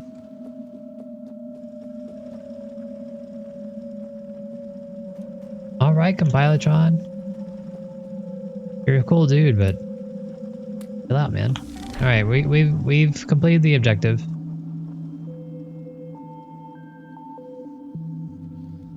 I'm gonna completely ignore him for a little bit. I want to get this copper online real quick. You can see that all these guys were mined out, and that's why I was no longer mining, even though they appeared to still have coal.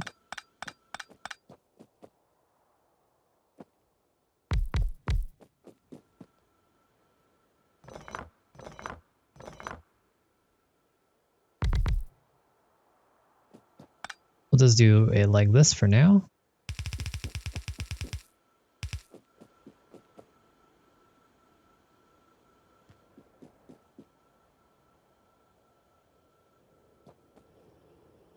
I still don't have splitters, huh? Okay, well.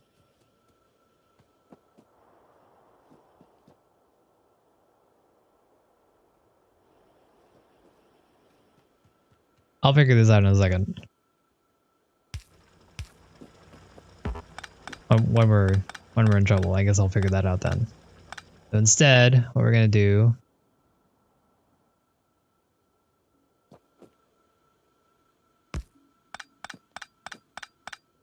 put these down right here.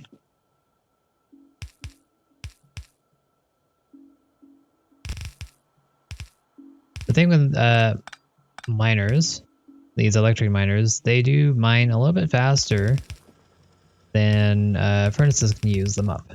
So putting them directly in to the furnaces is not particularly optimal. Neither is this, but this allows for easier expansion, and I just add more furnaces and it can be better off. Let's get some more copper and everything so we can get this going. Splitter is not, no. Can't do it.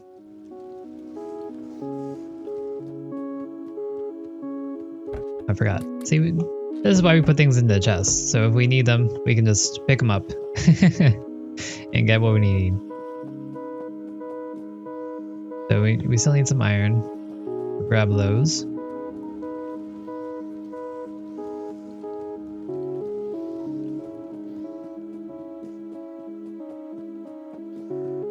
So I want some inserters.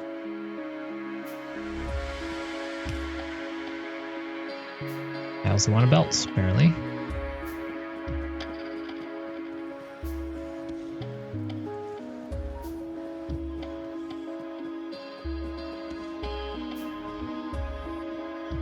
Yeah, I was gonna do a proper setup, but there was no splitter. I thought that would be a pretty cool thing to show.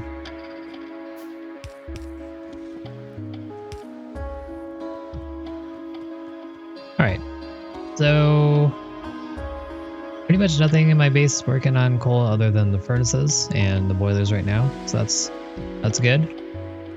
Alright, let's go to Compilatron and figure out what he's all about now. Where is he?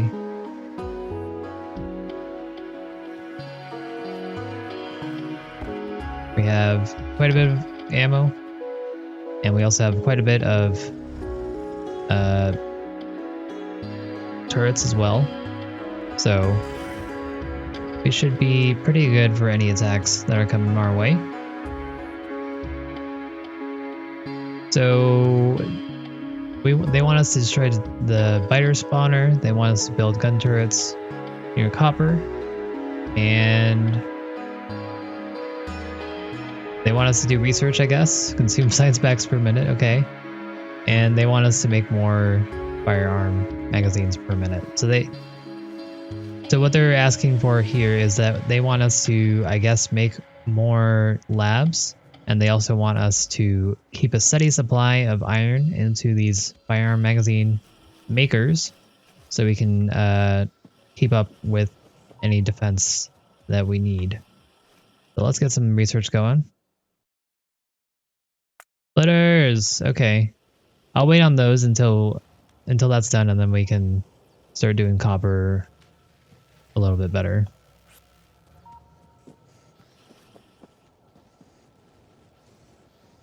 In the meantime, let's pick up some iron. We definitely need a better iron setup. You can see here that we have a good amount of iron ore coming in. This is all saturated. However, the problem is that we are not making enough for everything that we need here, because you can see it's very scarce on this line. So what I'd like to do is I'd like to make this a little bit better.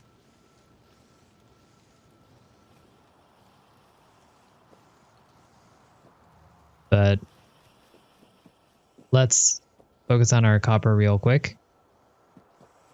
Make some more electric mining drills. Have plenty of those. We just need the iron. Once again, I'm picking up these by holding F and then just running over it.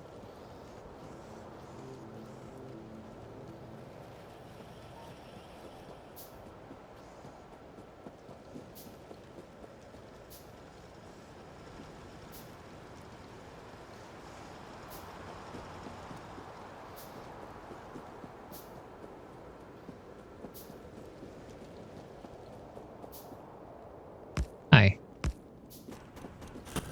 Just went right past me. Alrighty.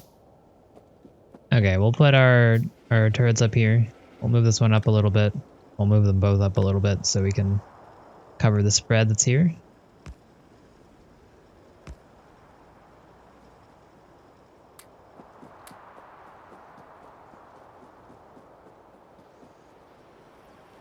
And then let's pick up some more ammo and these turrets.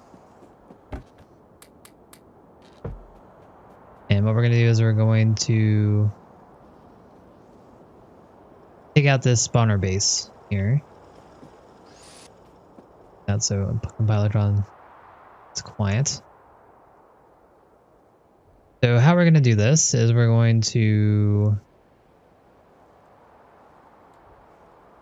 you press middle mouse button to clear out things, by the way. So how we're going to do this is we're going to set up a perimeter here of turrets that we can run back to if we need help. And then we're just going to move in and destroy this guy. So we need help. So we're going to run back to our turrets. Fortunately, we ran out of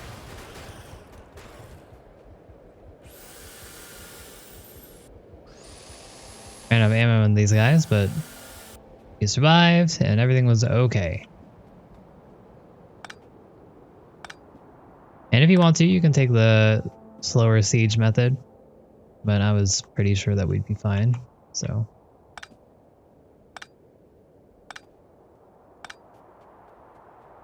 There we go. That's taken care of. I'm going to put a turret up here just to cover this side. And then let's get back to our copper.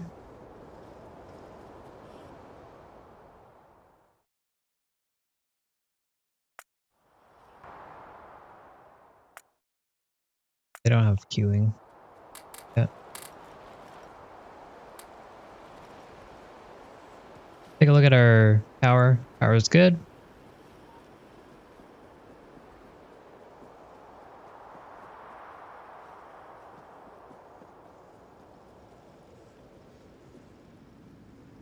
Alright, so we're going to set up a proper smelting section for copper.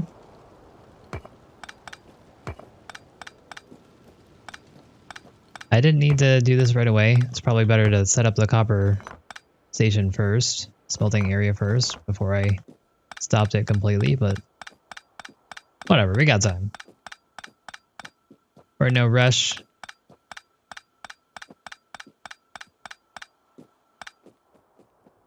So what I'm going to do is I'm actually going to put the smelting right here. Or I could put it right here. I'm actually going to put it right here. Just kidding. I'm putting it right here because I can get the coal from this side. I can bring the copper down through here and it should work out just fine. It's way too far.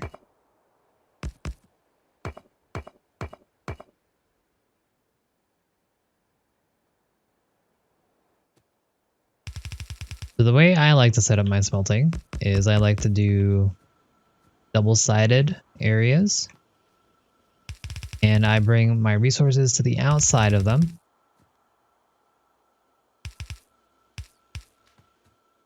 And I put my belts in the middle.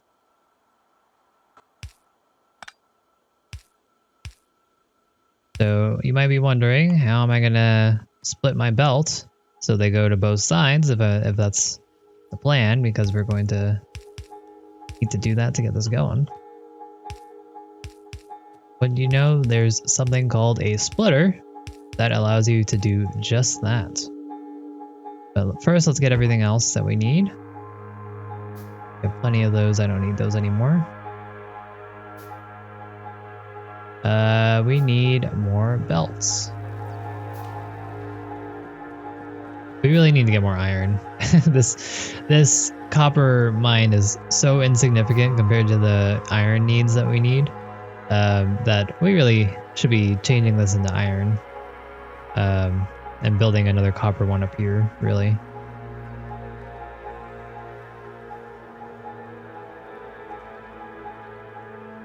Oh well. Oh well. That's fine. Don't worry about it.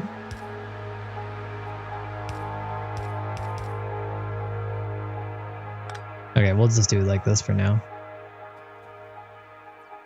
So, let's make some splitters.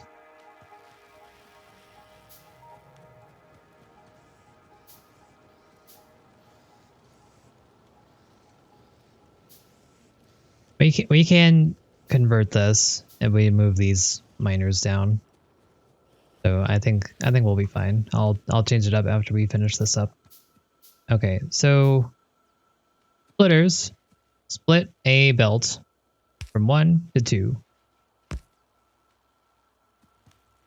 And the way that this works is if you put something on the belt, it'll go from one side to the other, or it'll go down one, and then every other one will go to the other one, and it'll just split your input into 2 outputs. They stay on the same side, so if you had 2 different things, you had iron on top, then it'll stay on top. If you had coal on the bottom, it'll stay on the bottom. You can click on the splitter to change priority. You can have a filter, which will allow you to only have one particular thing going through that side. So say if I put a right side filter for iron ore,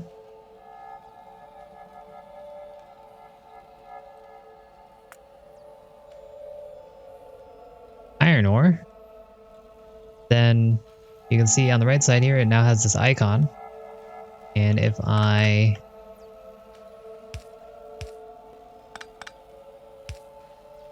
now put iron ore onto this belt, or if I put coal onto this belt, it'll only go down the side where the filter is not. Whereas if I put iron, it'll keep going. It got stuck there because there was too much coal left in here, and it didn't know what to do with it. All right. So another cool thing that you can do with splitters is you can put 2 splitters facing each other.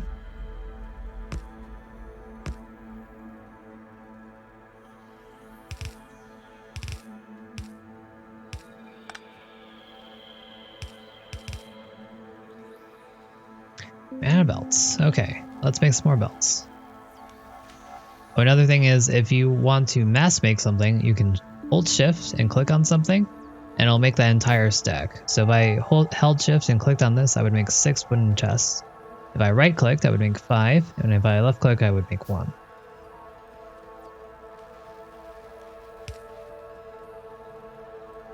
Do I have undergrounds? I don't have undergrounds, do I?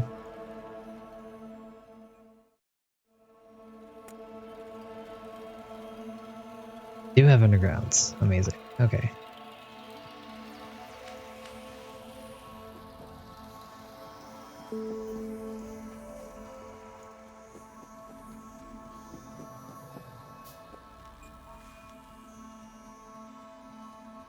So let's get our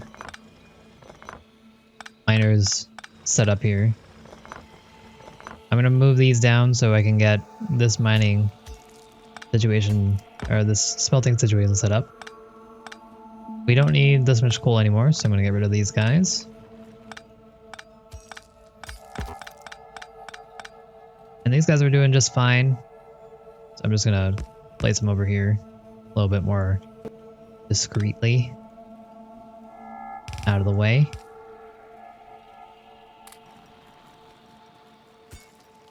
Clean up our poles.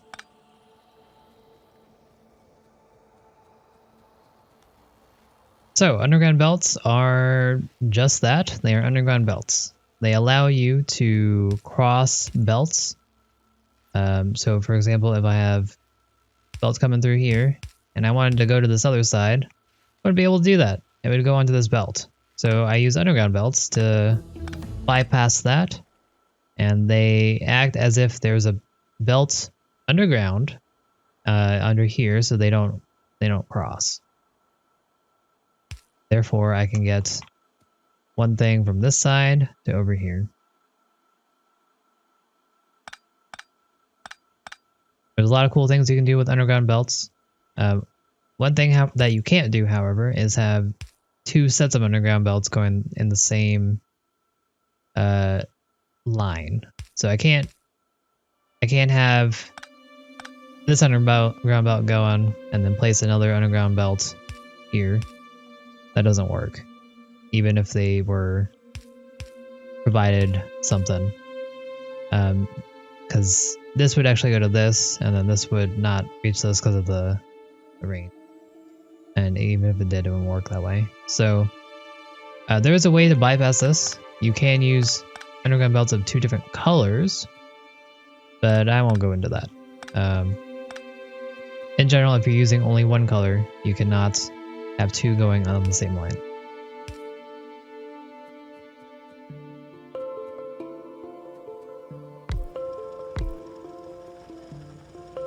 So, let's get some coal in here.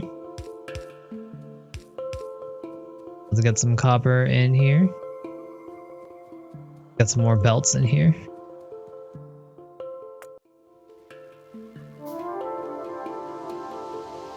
Wait, what happens if I research everything and I don't get the consume science packs per minute? is that something I should worry about? I'll wait on that for now. I need to make more labs to make that work properly. You can tell that we've been getting attacked due to these bodies on the ground. I don't actually know how long bodies last, but they last a good while, so they can indicate, what's going on in your base. You can see what's being attacked, what's not.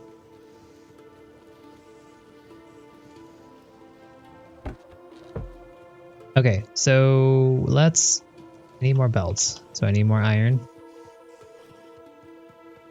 So as you can see, iron's pretty good early game. You really want to focus on iron rather than copper, like I'm currently doing. Don't worry about it. It's fine.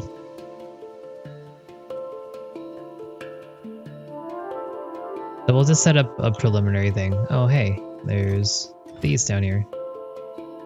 Wouldn't you know? Didn't notice.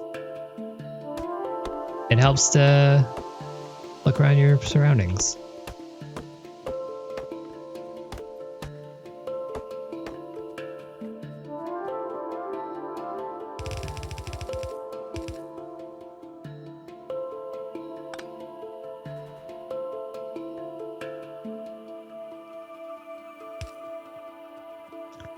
Okay, well that's going. Let's reset up our copper here. I don't think we need too many. Our furnace setup is probably a little too much, but I just wanted to put that up as an example.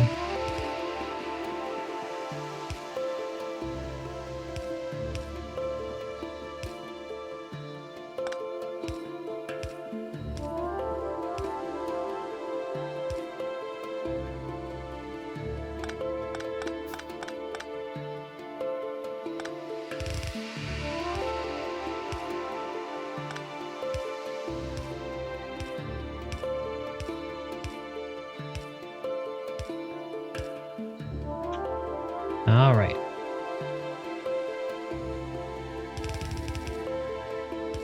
So as you can see, we have coal coming in through here, and the splitter is putting it onto these two belts here, and they're getting split. So each belt on both sides here have one side of coal. So the way this works, again, if you're having a hard time figuring it out, I consider a splitter the same as two belts, right? So if you had two belts like this, or if you had one belt like this, you'd have one side going in, go on one side of the belt, one side going in here, going on the other side of the belt. So, see that, right? So the way the splitter works is that it does the same thing, but it turns the one belt of coal coming through to two sides. Now they're like this. So you still have the coal coming on this side of the belt, you still have the iron coming on this side of the belt. And then this is brought to your furnaces, and huzzah, everything works. So one way, if you're having trouble considering how splitters work, you might want to try out with just two normal belts and see how that works. The reason that we don't just split a belt like this, have a single belt of split going into a splitter, is because your throughput is not going to be as good. You're going from 1 to 2 instead of the 2 here into the 1.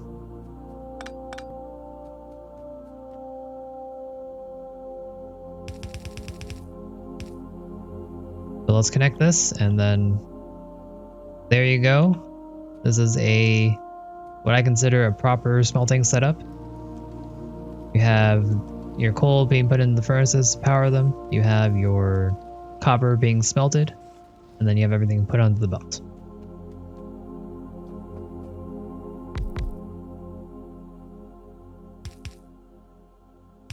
I'm going to put some copper cable makers here just for future reference.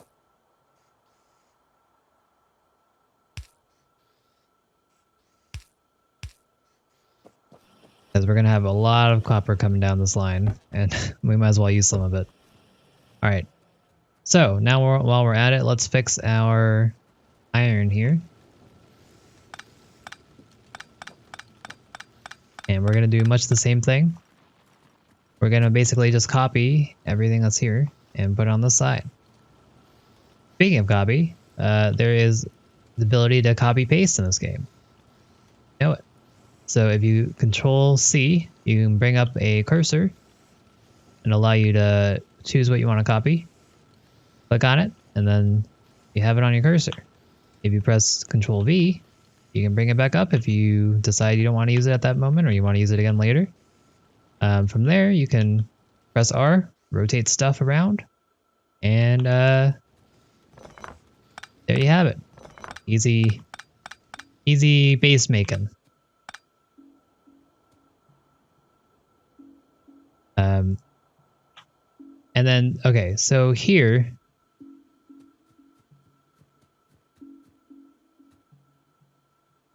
you can see that our belts are going, there's something already there, right? If we place this down, there's going to be a problem because I have a belt going the opposite direction due to how I'm rotating this. And then there's also, there's something there. To bypass that, all you have to do is shift and click. If I had done this without shift clicking, it wouldn't allow me to place it because it says something's in the way. So the thing I just did, it pasted a the ghost down, and didn't actually build it, but it gives you a good idea, makes it easy to understand where you want to put everything. So, and later on, there are things that will help you build things with blueprints, with ghosts. So, even if you might find it not particularly helpful now, it can definitely come in handy later on in the future. So keep it in mind.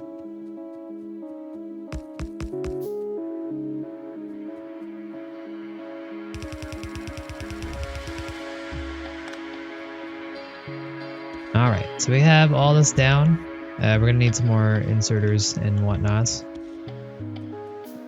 But first, get our setup here.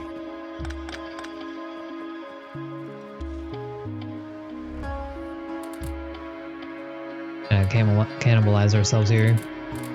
Getting rid of our iron. So I'm gonna use the iron that we had in our inventory.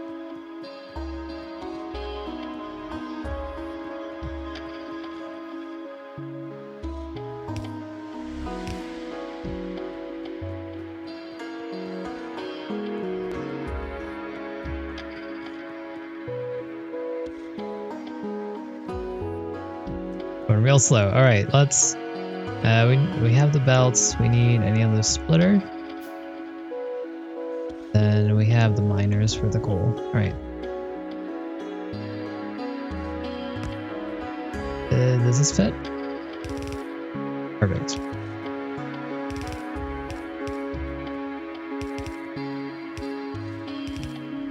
Another thing I could have done is I could have gotten rid of all of this and then just copy pasted this to over here, and then that would have given me the plan I needed for that as well.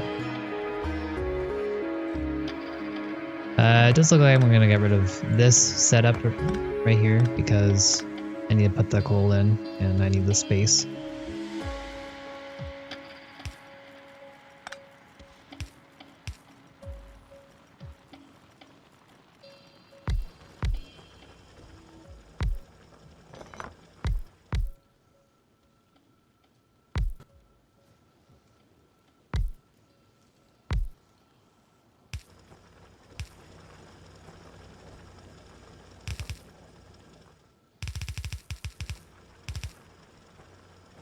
Alright. And our coal should be coming in now. And we basically doubled our iron production. Hopefully we can keep this going. Let's make our next, we need to make some labs, and then we'll start our new research, and so we can get our consumption down. We have plenty of science. We almost have too much science at this point.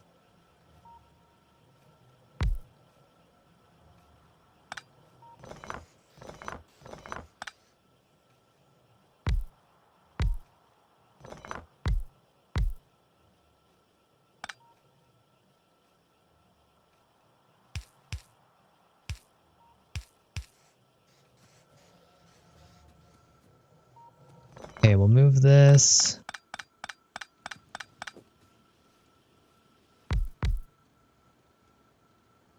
We're gonna put, relocating our gear wheel making.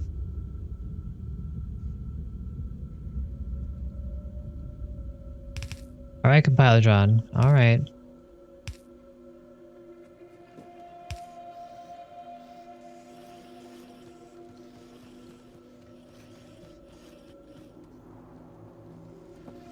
Picking up our iron here real quick. Alright, what's going on here?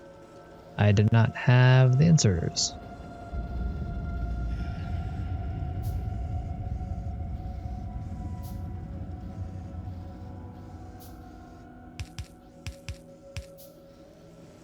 But overall, I think they definitely paced this campaign a lot better.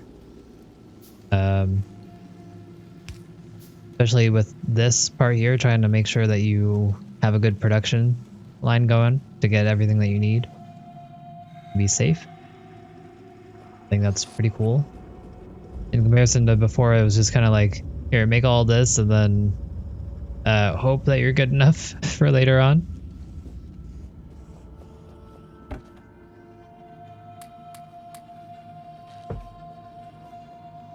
All right.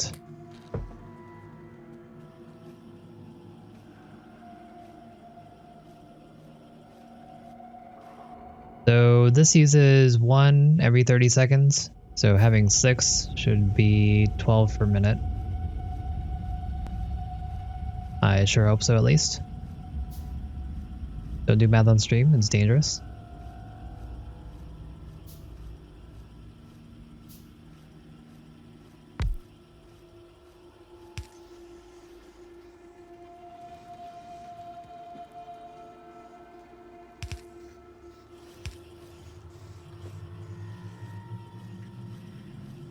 And there we go. I think we have a functional base.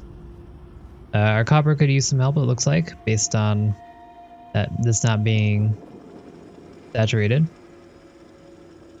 And I'm a little too lazy to make some more miners, so let's use up our coal. Why not?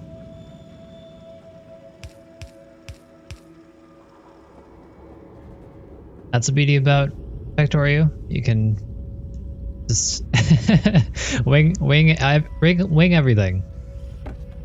You don't need to have a proper setup for everything. You can just make it up as you go and then tweak as needed.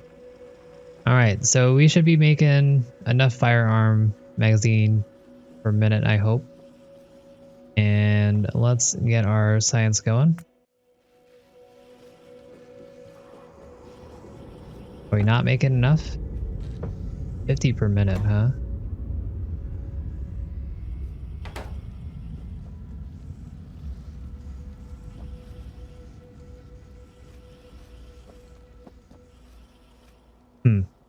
We might need to make more iron. That is something. Okay, we can add at least 2 more furnaces here.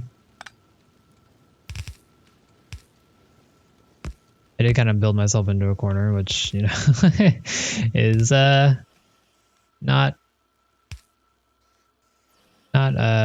unheard of.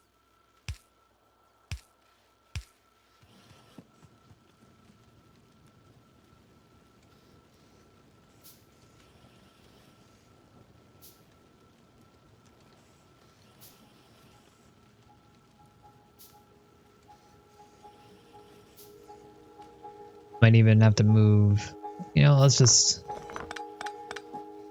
since we're gonna upgrade it or add more, might as well go all out.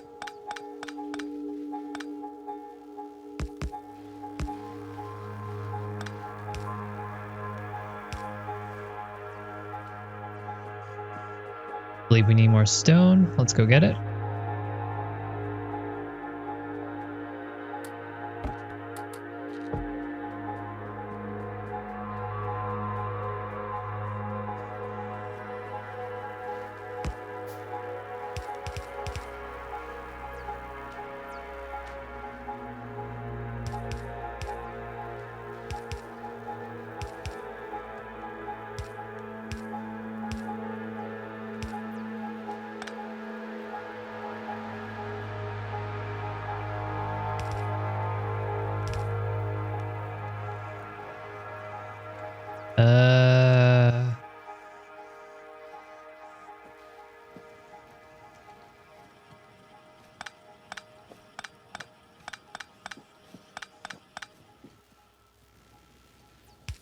As I said before, you know, doesn't hurt to just remodel your base every once in a while. What we ended up having to do here, we can fix this as well. We have to change it up a little bit because we need to be able to fit in our gear wheels, but I think we'll be better off in the long run because of the since we're doing this. And now that we have splitters, we can make this even better.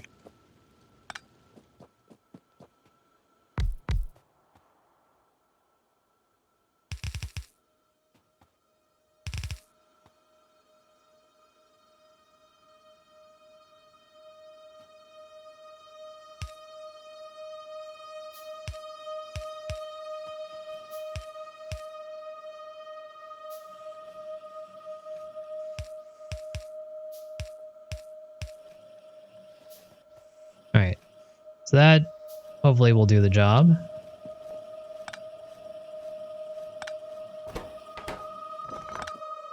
Move this over as well. So you can see now that we're not actually mining enough iron to account for this. So that's actually nice to see.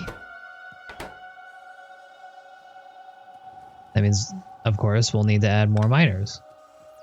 And we can have our equilibrium met later on, but first we're doing this. Okay, we met our goal here. Let's completely ignore and Compilatron again for just a moment.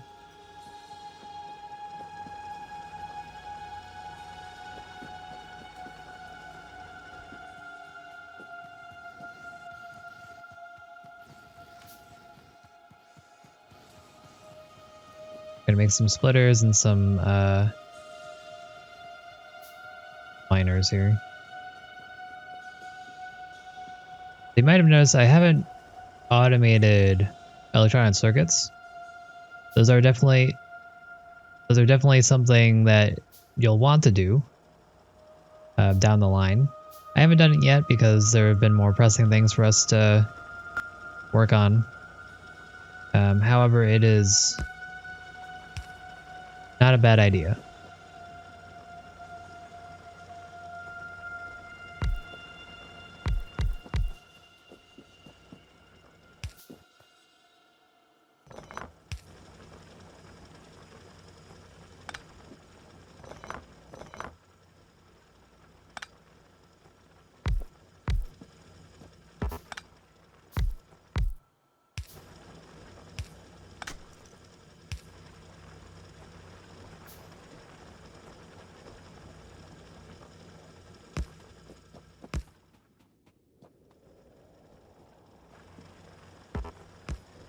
I suspect we will have a larger number of fighters coming.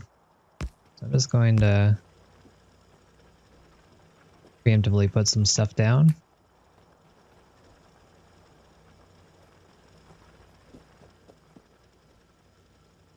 Yeah, it kind of is for a new player. But that said, I mean it's not bad. It's not like you're being pressured very much, and it's a pretty good this is a pretty good sandbox to get that started. So when you're playing in free play, you have a good idea of what to do. And also keeps lets them keep in mind that defense is pretty important to have.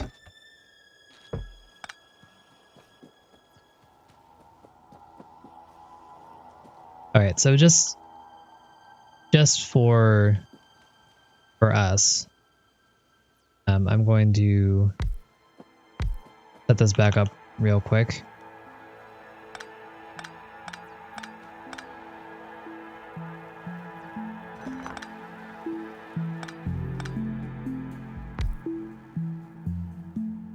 Really? Oh.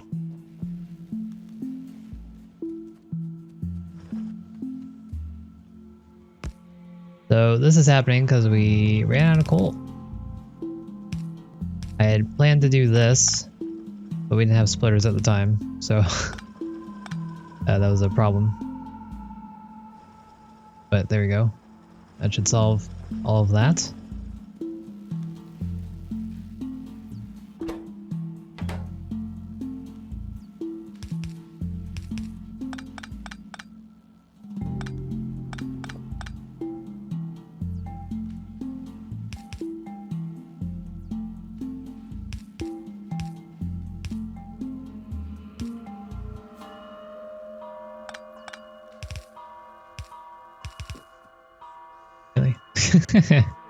Keep running out of materials.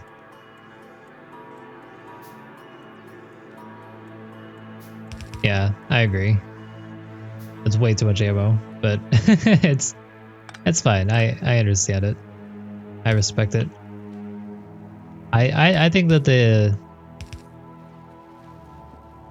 pacing is pretty decent. Probably it's a little difficult to get this going, but after some trial and error, I think people will get it.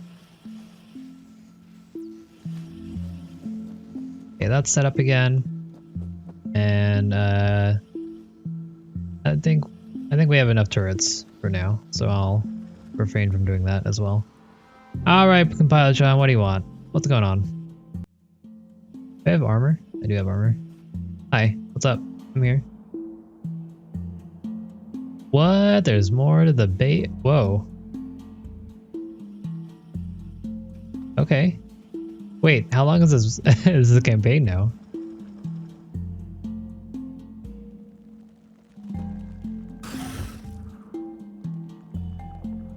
I do not have a black screen.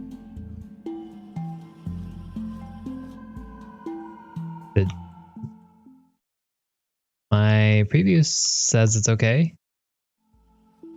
I think it's just you, Mr. Gecko.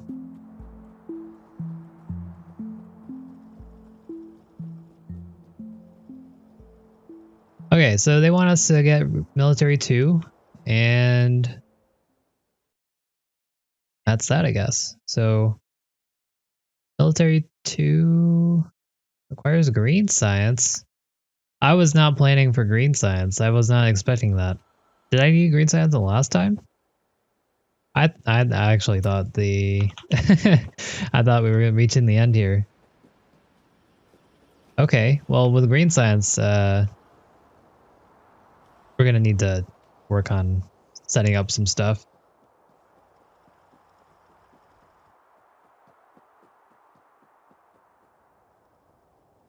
Alright, first off, let's go get the ultimate resource in this game, aka fish. Hello?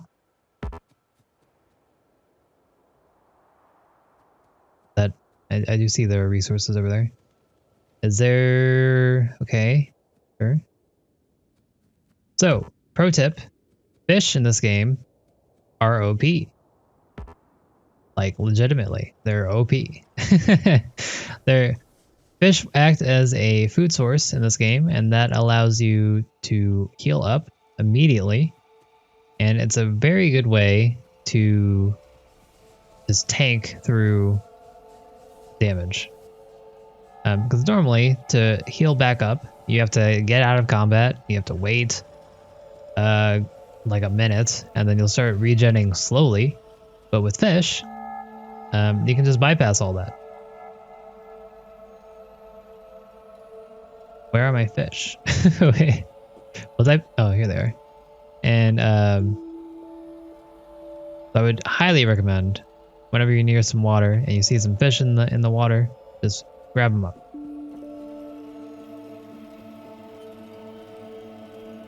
Okay, yeah, it does say this is the final challenge, so, but we do need green science.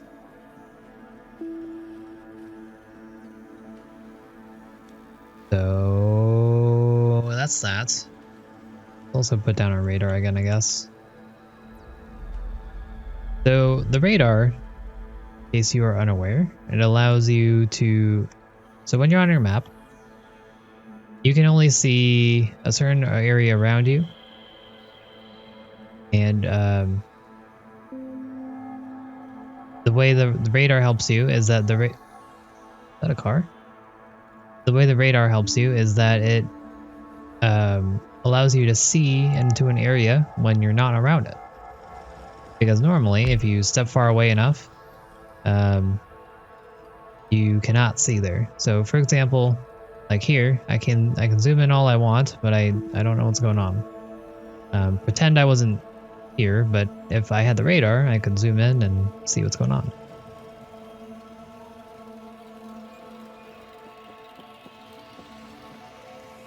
Never fight fires unless you have enough to move to tank them without fish? But fish are OP. Yeah, whatever. I just put them down there. Okay, let's...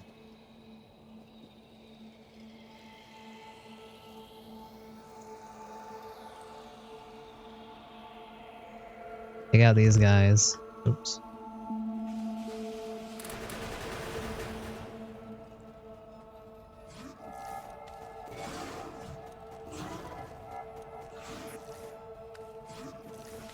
Wait, I have the machine guns, huh? That'd probably be smarter to get.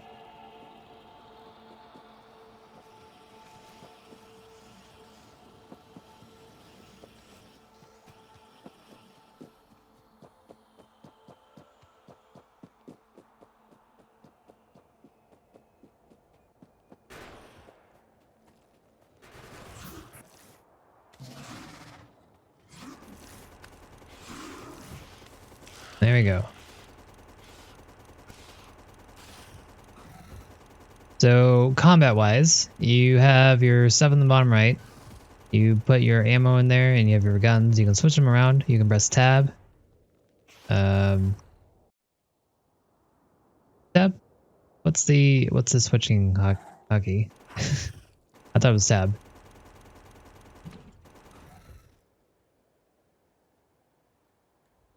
It is tab. You just need to have ammo in there. You can press tab between them if you want to. And you press C to attack something where your cursor is at. And you can press space to attack something near you.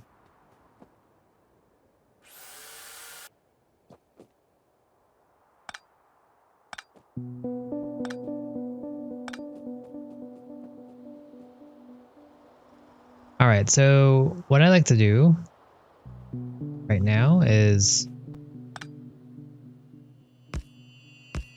get some stone bricks going. We have all these extra miners, might as well put them to good use.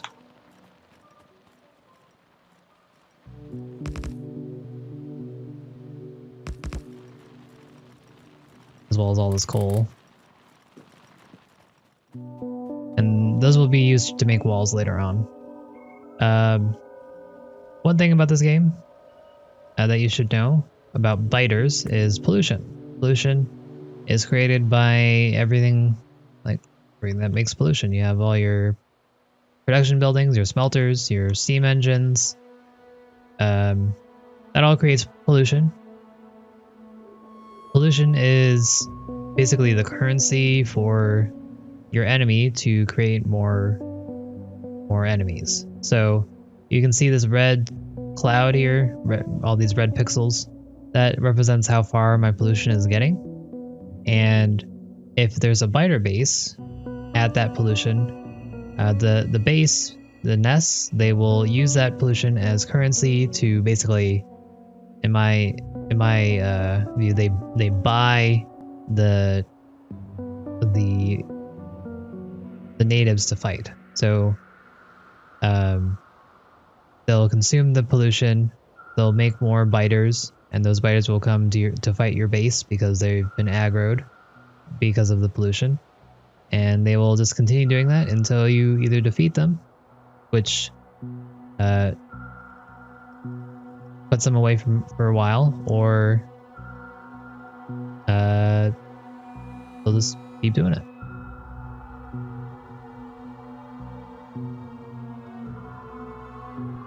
Steam on iron, mining iron, belting across copper.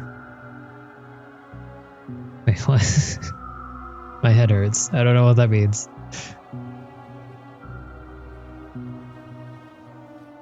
But that's fine. People do as they want. Okay, so we're still waiting on our science. This is taking a while, huh?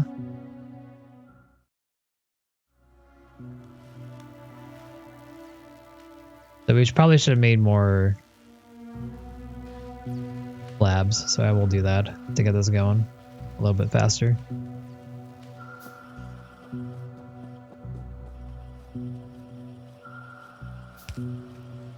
Let's store up some of our copper that's coming out.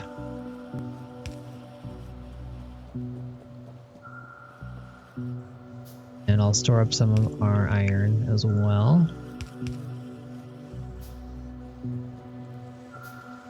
Alright, so let's take a look at what we're going to need to make after logistics science comes out. We'll need transport belts and we'll need inserters. So, transport belts, they need iron plates and iron gear wheels. We have the iron plates right here. And we can get some iron gear wheels out of this. Or we can cannibalize this a little bit and do something like that.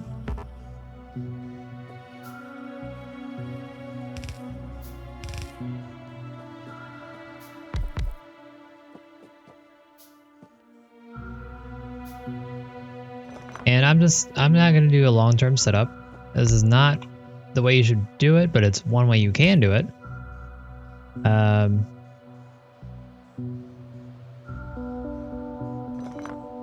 But let's do this instead.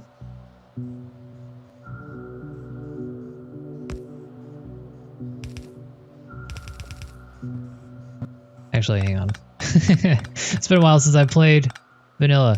What do I need for inserters? We need iron plates, iron gear wheels, and electronic circuits. Uh-oh. Is it time to finally make circuits?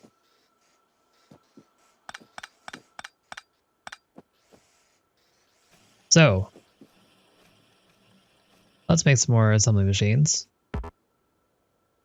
Need more iron for this.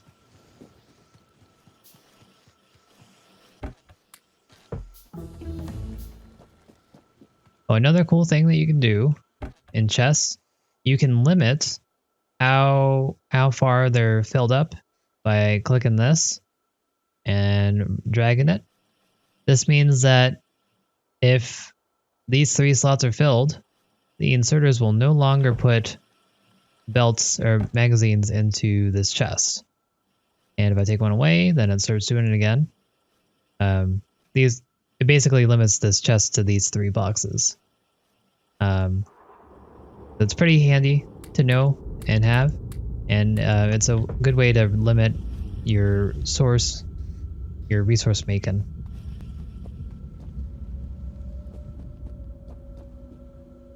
Okay, so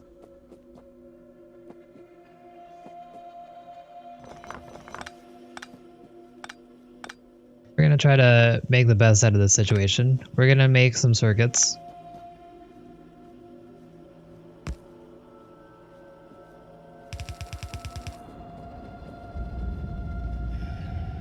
Circuits require iron and they require copper cables.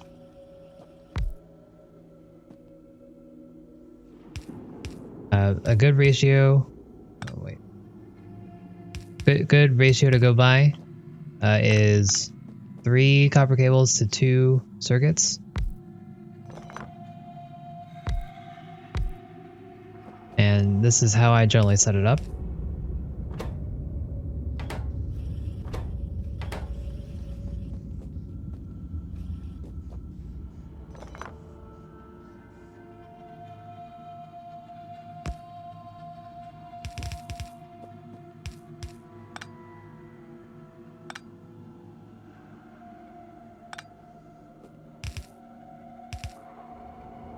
We're gonna do a poor man setup. Normally I would have this on both sides. I would have circuits this on this side as well, but not today. Not today. We don't need that many, I believe. So my plan here is just do it on this belt. So we'll have input and output on the same belt. And there you go.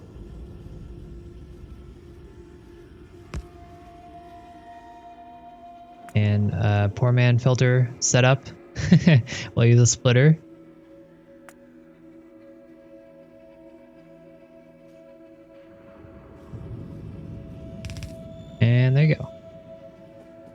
Now we have circuits being made. For now, I'm going to just put these into a chest.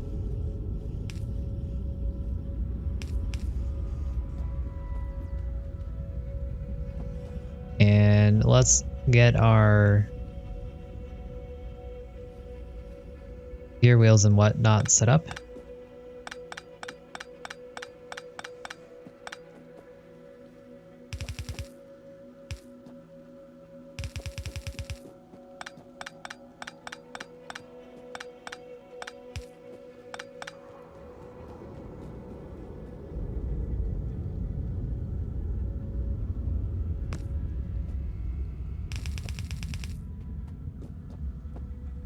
So for this, we're going to need, so again, we're making transport belts, which need iron plates and iron gear wheels, and inserters, which need the same thing, plus circuits. So one way you can do this, the way that I'm going to be doing this, is I'm going to make a set of assembly machines that make gear wheels. I'm going to match it up with some iron plates. We'll make the things that we need, and we'll add the circuits when needed.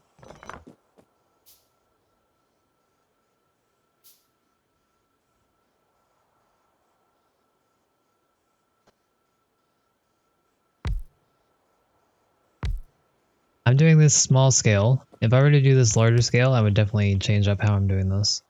But since I'm doing it small scale, I think I can get away with some stuff versus how I would normally do this.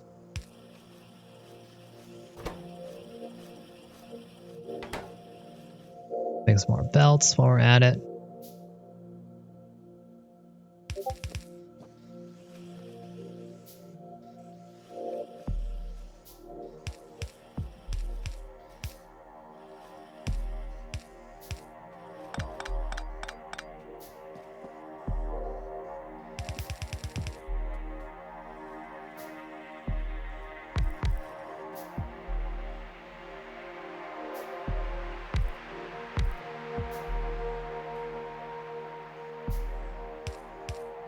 And once again, this is pure spaghetti.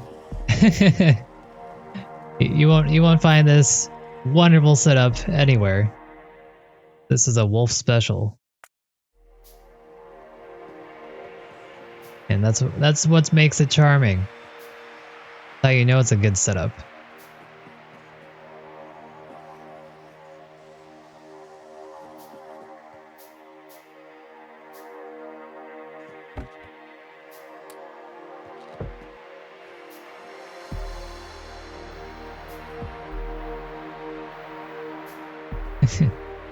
Yeah, you gotta throw your spaghetti against the wall to know that it works, right? You know that's good enough?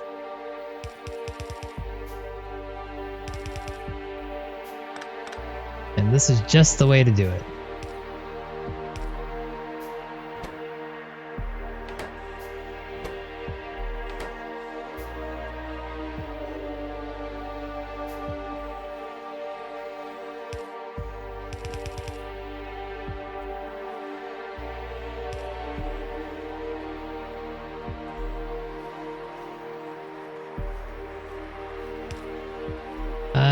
I do have long-handed inserters. Okay, long-handed inserters.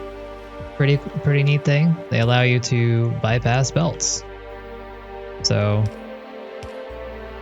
this, instead of a normal inserter which puts it on the tile next to it, this guy can go one tile over, put your output there, and what do you know? There you go.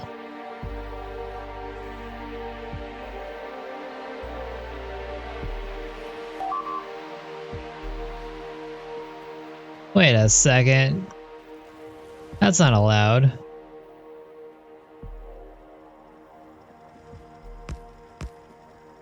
Let's buff up this area. I know there's more bases around.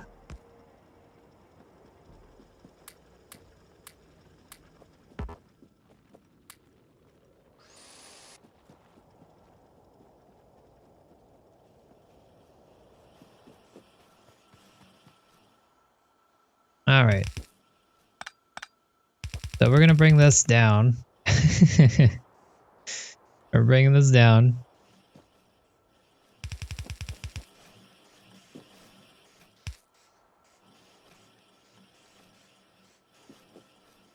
And assembly machines. Do we not have any more? Don't. So fun fact, if you do hover over something and you have it in your inventory, it will be highlighted. So you can see I have undergrounds and that. So if you're having trouble finding something, you can do it that way. Likewise, in the crafting menu, if you're trying to find something, you can use the search.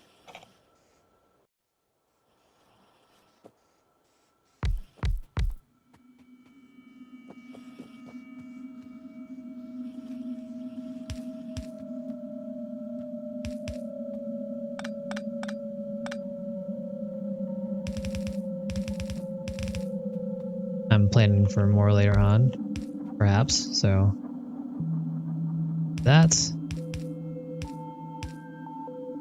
We have some ground to make up with all this, because we have plenty of red science in the house, but not much green. And we're gonna bring this green down, because it wouldn't be spaghetti if it was an easy way to the labs. And then we're just gonna add it to this line right here.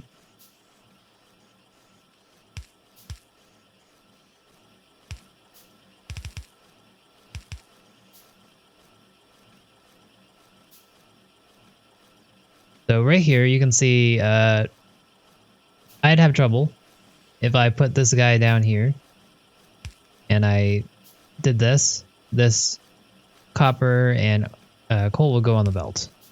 No good. We don't want that, because then it'd go into here. So one way to negate that, simply rotate this into the inserter. And this way, this won't be inserted anywhere that you don't want it to go.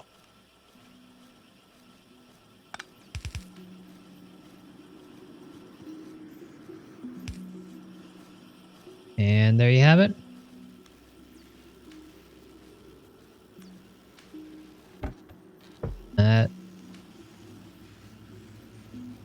That'll do it. Probably the better play would have been insert this green into this lab directly versus the chest, because now this inserter needs to work twice as hard for red and green. Same with this one, but that's fine. I'm not concerned about that.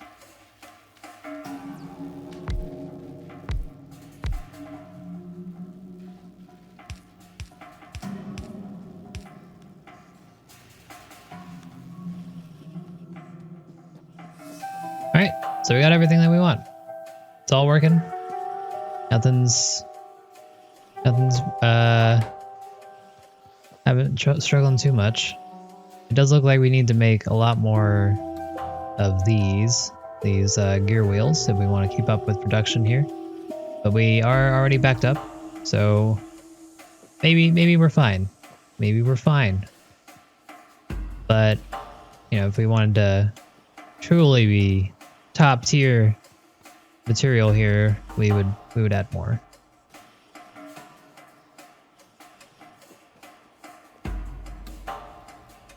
But overall, I think this is pretty good. I think this is everything that we needed.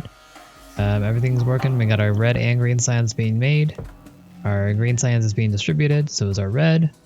All of our labs are being used. I could definitely add some more labs if I want this to go faster, so let's go ahead and do that. And copper's good. Iron's backed up. Our perimeter's going fine. So let's go check on our stone here.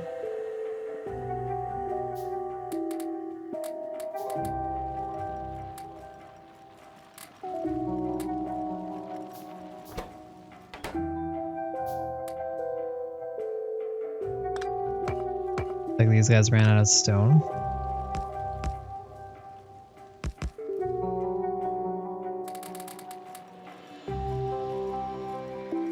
So we have that many. Let's build all of those. The walls here. The walls act as a barrier.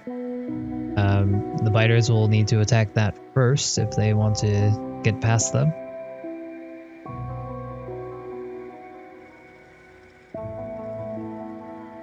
we'll let that go. And at this point, we kind of took our time getting all this done, but now we can just sit back and watch the fruit of our labor. I am going to this a little bit so I can get more labs down.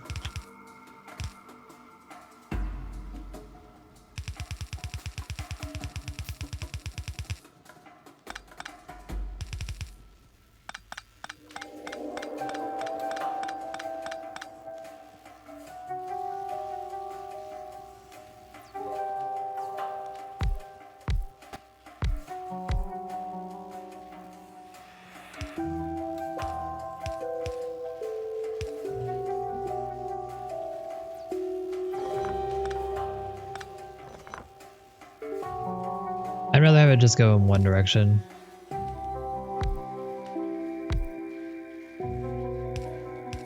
So I redid that part.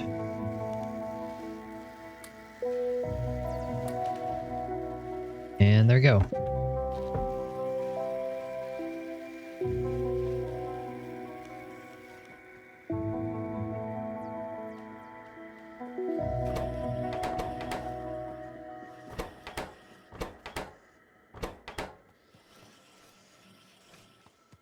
Pick up these belts. I would like them. Yeah, we have plenty of inserters here, so we're good to go.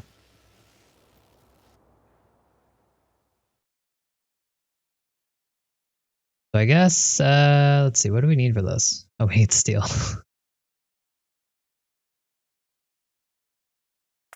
So in the interest of saving time, let's just switch to steel, and then we'll get military too.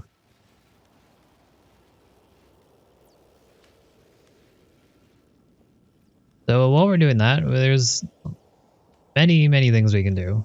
We can improve our outputs, we can improve our input, we can make this streamlined a little bit more. We could redo all of this if we wanted to and make it look better. I mean, it's all up to you how you want to set up your base. No, there's no wrong or right answer. Is again the beauty of this game, in my opinion. Everyone plays this game a little differently. But if you want to be like very efficient, there are ratios and things that you can learn about. For example, the 3:2 here that generally plays out well because you can get one dedicated cable for each, and then this one splits between these two, and that tends to work pretty well. Another ratio that you might want to learn about is that there are, for each offshore pump, water is infinite in that regard. You won't run out of water. However, there is a maximum amount of water that a pump can provide at a time. So you can see right now there's a pumping speed of 90 right now over 1,200 per second. So that apparently goes to about 20 boilers. It can provide for 20 boilers at a time. And for each boiler, you want 2 engines. So that's 40 steam engines. So the ratio is 1 pump to 20 boilers to 40 engines. And that seems to work out pretty well. All right, let's get our military costs done and let's put up our walls. So all those walls that we had, it's probably going to be just that. We probably don't have enough for the other side. Let's hope that we made enough.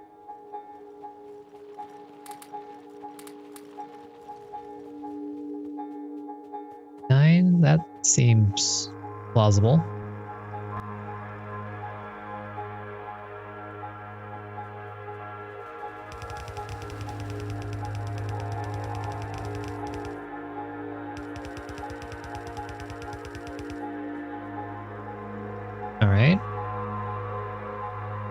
Let's see if we can get even more down.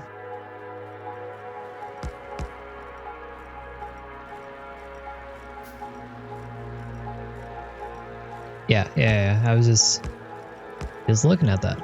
That's pretty cool that they have that now.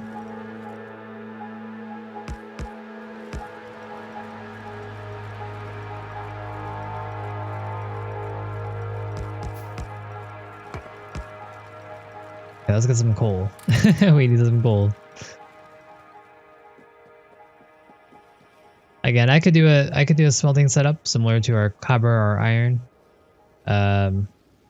I'm just lazy, and I feel like we're nearing the end here, so I don't think it's worth my time at the moment.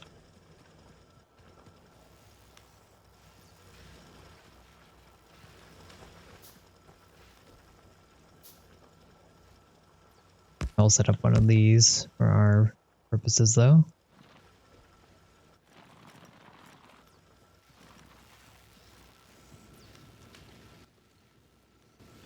So you can see in our power again, satisfaction, not green, which means that we need more power.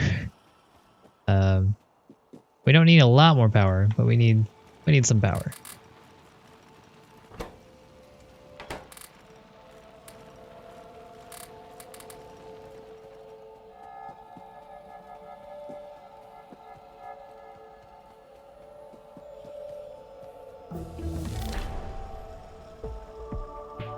Oh, there you go. They don't even make you defend the last wave though. I was expecting at least, having to defend a little bit.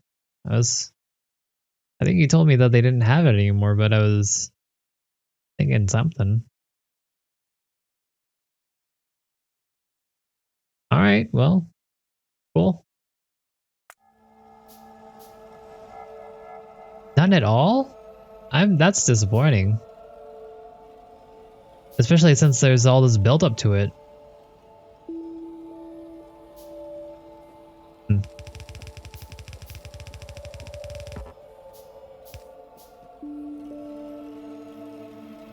Yeah, I mean that's fair, but I'm just more disappointed that that I thought it was a good ending last time where the biters were overwhelming. I thought they toned it down a little bit and they would make it easier to do, but to take it out completely, I'm a little disappointed, to be honest.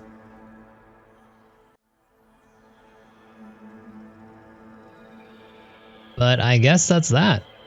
Cool. So that's the introduction campaign. We did it in 3 hours. We could have definitely done a lot faster, but I thought, might as well flesh out our base a little bit, get everything going. And this is completely automated now. Everything works exactly without my input. I don't have to worry about anything really, except for maybe this copper over here, but we don't talk about that. And that's that. We had our labs, we had our smelting, we had our mining, we had ammo and circuits and everything. So if we were to play an actual vanilla run, we do all these things, but on a bigger scale. I would have definitely at least doubled up the circuits. I would have probably doubled or tripled our red science and maybe added 2 more green science. I would have left a lot more room for more stuff, more mining, all of that. I would have probably put up a proper setup for stone and that kind of thing. It's cool that they have all this extra stuff though. There's a vehicle, there's a car. That's pretty neat.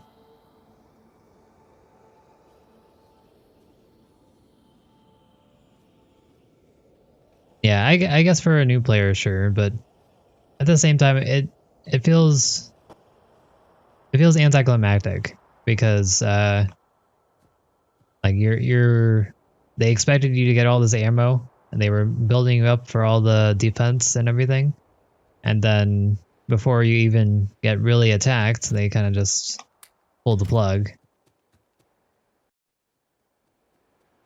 So I would have expected like a very small wave, you know, like not completely overwhelming, but maybe like 6 or 7 bases worth of fighters just coming to attack you at that time. And, you know, that would have been that. And then he said, oh, the fight's just beginning, that kind of thing. Make sure you survive, get to the rocket, and get out of here before they overwhelm you. You know, that's kind of all I was expecting. But, oh well. I mean, overall, I still think, I think the tutorial was pretty good. I thought they did a good job with it on the first one. I thought it was a little bit, maybe a little too hardcore, and they definitely toned it down, and they changed up the pacing, they added the hints, they fixed the UI, they made it a little bit more straightforward. I think it was a little bit more clear as well. So I think they're definitely on the right path here. I personally would have liked, you know, like some sort of wave defense here at the end. But that's fine. So I guess I'll just save this here for introduction, campaign, redux, and we'll get out of there. Cool. So that's gonna be it for Factorio today, I believe. I just was planning on doing the introduction for today. Thank you so much, everyone, for coming by. I'll see you guys tomorrow, hopefully. See you then.